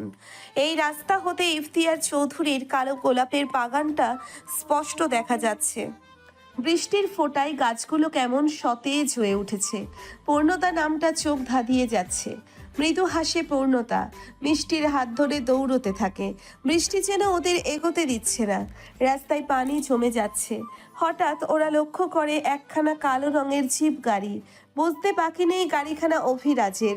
ওদের খুশি দ্বিগুণ বেড়ে যায়। আজকে অভির সাথে বৃষ্টি বিলাস করবে ওরা। গাড়ির কাছাকাছি যেতেই অভি নেমে পড়ে। বরাবরের মতো পূর্ণতার মনে হয় পৃথিবীর সব থেকে সুদর্শন পুরুষটি আমার স্বামী। কথাটা লোক সমাজে উচ্চস্বরে বলে বেড়ালে নিশ্চয়ই সকলেই পাল্টা প্রতিবাদ করে বলবে, ওই তো শ্যামলা গায়ের রং, চ্যাপ্টা সরু নাক, ছোট ছোট বাদামি মণিমুক্তা দুটো চোখে, আর গলা ভর্তি দাড়ি। এখানে সুন্দরের কি পেল? আয়রন ছাড়া সাদা রঙের শার্ট, সাধারণ ঘড়ি এবং পায়ে বাড়িতে পারব চপ্পল। প্যান্টটাও আহামরি দামি নয়। এতে মুগ্ধ হও কেন? সুন্দর কাকে বলে এটা বুঝতে হলে ইফতিয়ারের দিকে তাকাও, চোখ জুড়িয়ে যাবে। তার স্টাইল, জামা কাপড়ের নজর দাও, আলাদা সৌন্দর্য খুঁজে পাবে। বিলাসী কাকে বলে ইফতিয়ারের থেকে শেখো। পূর্ণতা নিশ্চয়ই তখন জবাব দিত, আমার চোখ দুটো খুলে নিজের চোখে লাগিয়ে দেখুন, এই সাধারণ অভিরাজকে অসাধারণ লাগবে। তার সাধারণে মুগ্ধ হয়ে যাবেন। হাসি মুখে আধার নেমে আসে মিষ্টি এবং পূর্ণতার। তারা গাড়ি করে যেতে চায় না, বরং অভিকেও সাথে নিয়ে ভিজতে ভিজতে বাড়ি ফিরতে চায়। মিষ্টি দুপা এগিয়ে অভির হাত জড়িয়ে ধরে। দা ভাই, আমরা বৃষ্টি বিলাস করতে করতে যেতে চাই। মিষ্টির কপালে পড়ে থাকা ভেজা ছোট ছোট চুলগুলো কানের পিছনে গুজে দেয় অভি। মাথায় পাতা পড়েছিল একখানা, সেটা ফেলে দেয় যত্ন সহকারে। অতঃপর বলে, গাড়িতে ওঠো, ঠান্ডা লেগে যাবে। পূর্ণতা বলে, কিচ্ছু হবে না, আসুন তো চাচা, আপনি গাড়ি নিয়ে চলে যান। অভি ড্রাইভারকে বলে পূর্ণতা অগত্যা অভি আর বারণ করে না। বউ এবং বোনের ইচ্ছে পূরণ করাই তার গুরুত্বপূর্ণ কাজ। দুই হাতে দুজনের হাত ধরে পায়ে হেঁটে বাড়ির পথে পা বাড়ায়। ইফতিয়ার ডাক্তার দেখিয়ে বাসায় ফিরছিল। তার পাশে ইরিন রয়েছে। বৃষ্টির কারণে ড্রাইভার ধীরে ধীরে গাড়ি চালাচ্ছে। তখনই ইফতিয়ারের নজর আটকায় রাস্তায়। ঠোঁটের কোণে হাসি ফুটে ওঠে তার। আপু দেখো, হয়েছে আমার পূর্ণতা। ইফতিয়ারের দৃষ্টি লক্ষ্য করে ইরিন তাকায়। খুব সহজেই চিনে নেয় পূর্ণতাকে, কেননা হাজারখানা ফটো দেখেছে পূর্ণতার। একদম মুখস্থ হয়ে গিয়েছে এই চোখ, মুখ এবং চুল। মনে মনে ইরিন কয়েকবার মাশাআল্লাহ আওড়ায়। ইফতিয়ার মুখ এগিয়ে ভালো করে দেখতে থাকে।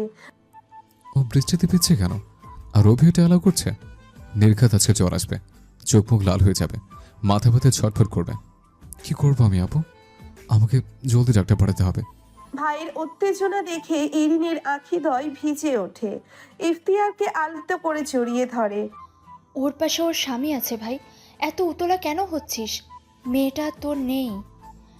এক মুহূর্তের জন্য ইফতিয়ার থমকায়, অতঃপর ঠোঁটের কোণে হাসি টেনে জবাব দেয়, ভুল বললে আপু, মেয়েটা কখনই আমার ছিল না। আমি তাকে সারা জীবন আমার মনের করে এসছি, আর যতদিন বাঁচব আমারই মনে করব। ভালোবাসলে পেতে হবে এর তো কোনো মানে নেই, তাই না? ইরিন জবাব দেয় না। পূর্ণতা দৃষ্টির আড়ালে চলে যায়। ইফতিয়ার উকি ঝুঁকি মেরে দেখার চেষ্টা করে, কিন্তু দেখতে পাই না। দীর্ঘশ্বাস ফেলে সিটে মাথা এলিয়ে দেয়। চোখ দুটো বন্ধ করে বলে, ভালোই হয়েছে ওকে পাইনি, পেয়ে গেলে মায়া কমতো। একসাথে থাকতে থাকতে বিতৃষ্ণা চলে আসতে হয়তো। এক পলক দেখার জন্য ছটফট করতাম না, একটু কথা শোনার জন্য দীর্ঘদিন অপেক্ষা করতাম না, ভালোবাসার মূল্য বুঝতে পারতাম না। তুমি দেখে নিও, আমি আমার শেষ নিঃশ্বাস পর্যন্ত পূর্ণতাকে ভালোবাসবো। একটা জীবন এভাবেই কাটাবি? না, পূর্ণতা নিশ্চিত একটা ভবিষ্যৎ করে দিয়ে মিষ্টিকে বিয়ে করব। তোমাদের সময় দিব, সংসার করব, বউ বাচ্চা নিয়ে সুখে থাকবো, আর মনের গভীরে খুবই যত্ন করে পূর্ণতাকে সাজিয়ে রাখবো। হাসে ইরিন। মিষ্টির সাথে কথা বলাবি কবে? কালকে আসতে বলবো। এখন আসতে বলে সে এখনই দৌড়ে চলে আসবে, পাগল কিনা। তোর মতোই।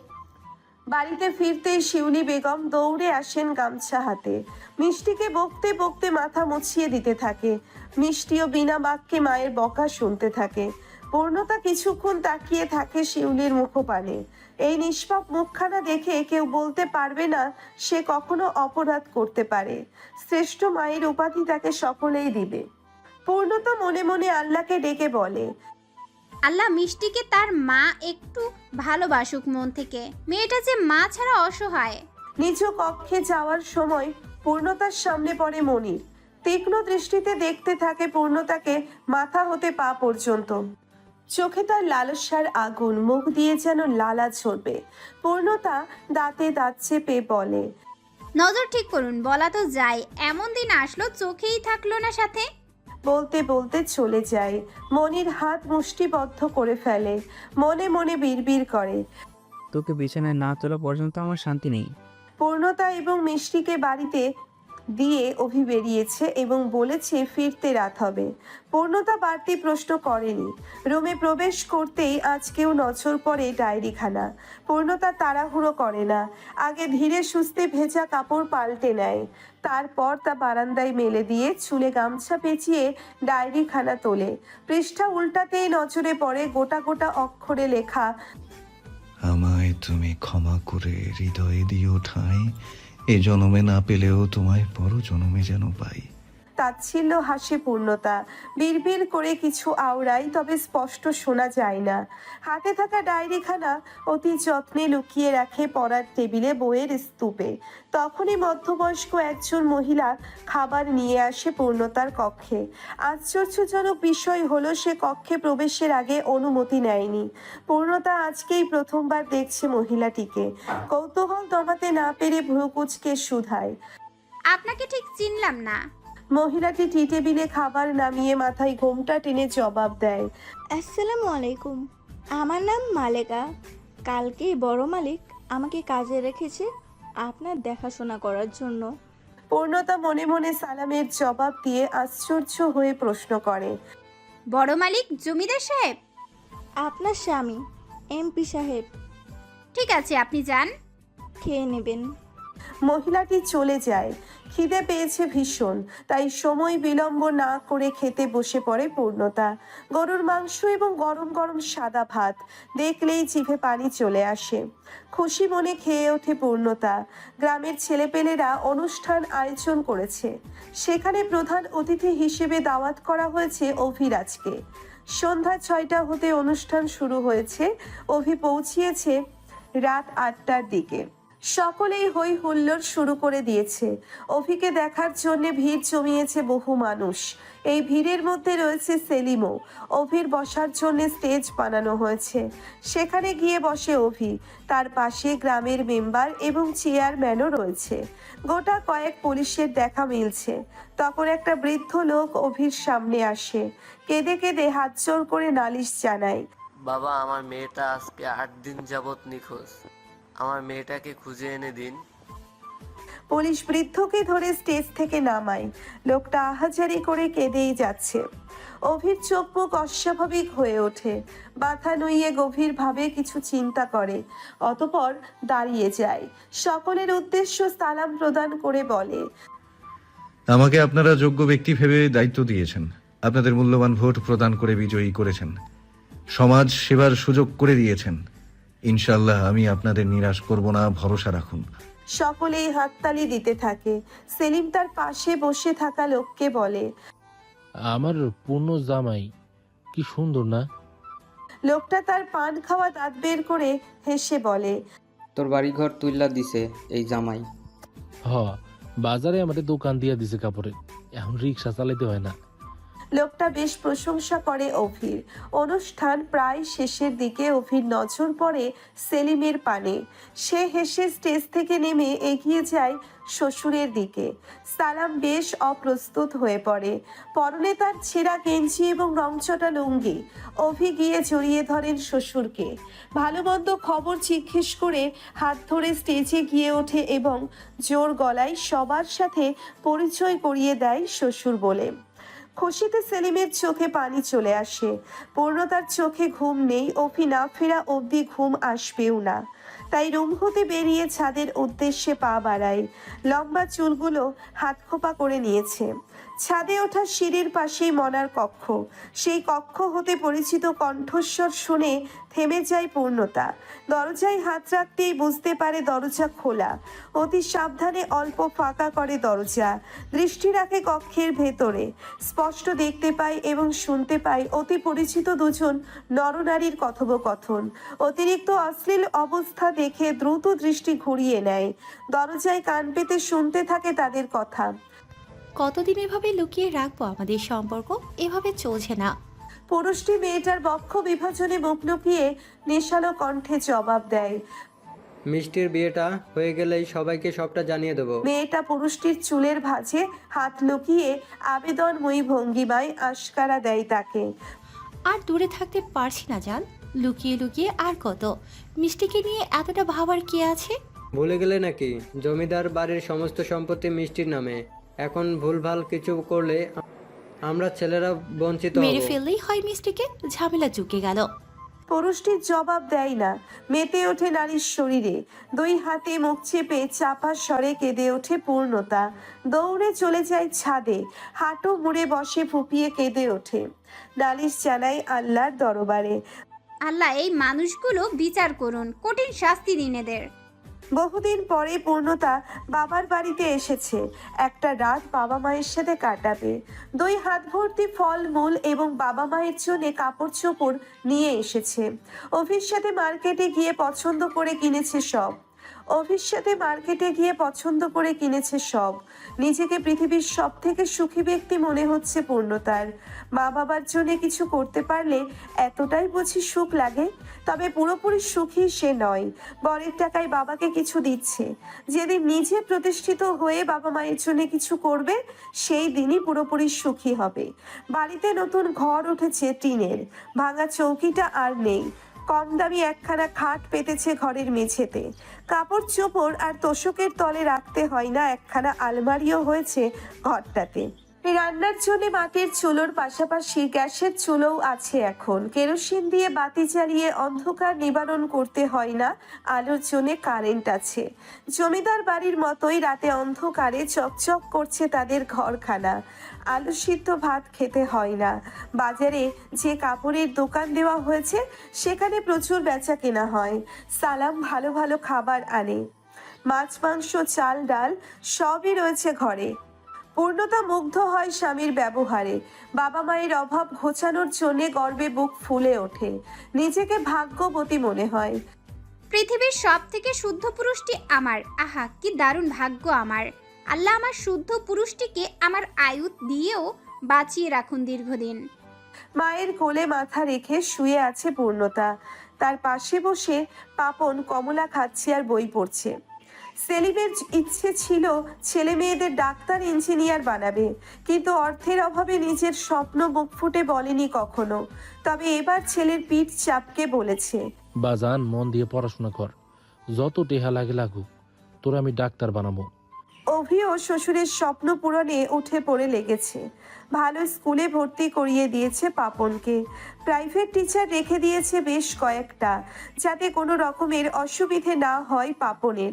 পূর্ণতার ঠোঁটের কোণের হাসি দেখে সেলিনা বেগম পূর্ণতার গালে হাত দিয়ে বলে, শোন পূর্ণ, মাঝে মধ্যে নিজের সুখের জন্য স্বার্থপর হতে হয়। সুখ বড় কঠিন জিনিস মা। আল্লাহ তোকে সুখ দিছে, নিজের সুখটা ধরে রাখ। দূরে কোথাও চলে যা জামাইরে নিয়ে, পাপের রাজ্যে থাকিস না মা। পূর্ণতা মায়ের হাতে চুমু খায়, মাথা ঘুরিয়ে মায়ের মুখের দিকে তাকায়। সেই পাপের রাজ্যের অংশীদার যে আমি মা, যেখানেই যাই পাপ যে পিছু ছাড়বে না। বিড়বিড় করে বলে পূর্ণতা। কিছু বলছিস না যে পূর্ণ? একটু থেমে আবারও বলে, ওই দিন তো দেওয়ারা যদি আমাকে না বাঁচাতো, তাহলে আজ আমি তোদের সামনে থাকতাম না। বলতে বলতে চোখে পানি চলে আসে সেলিনা বেগমের। ভয় পেও না মা, আমার দেবররা তোমার এবং আমার পাশে আছে। ইমন আর ঈশান আমার দেবর না মা, ওরা আমার ভাই। ওরা আছে বলেই আমি বেঁচে আছি। ওদের মাঝ সমুদ্রে ছেড়ে আমি কি করে পালাবো মা? ওদের একটা সুন্দর জীবন দিব আমি। পাপের রাজ্য ধ্বংস করব, তারপরই ক্ষান্ত হব। তুমি শুধু দোয়া করিও। জবাব দেয় না সেলিনা। ভয়ে তার বুক কাঁপছে। মেয়ের মতো এতটা সাহসী সে নয়। ছলচাতুরি বোঝে না। দুমুঠো পান্তা খেয়ে দিন পার করতে পারলেই হলো তার। একটা সন্তান হারিয়েছে, আর একটা সন্তান হারালে সে বাঁচবে কি করে? মেয়ের জন্য ভয়ে সিটিয়ে থাকেন সারাক্ষণ। এই বুঝি কোনো বিপদে পড়ল? মায়ের মন তো। গতকাল ইফতিয়ার চৌধুরীর ২৭তম জন্মদিন। আজকেই গোটা পাড়া দাওয়াত দেওয়া শেষ করেছেন ইসমাইল চৌধুরী।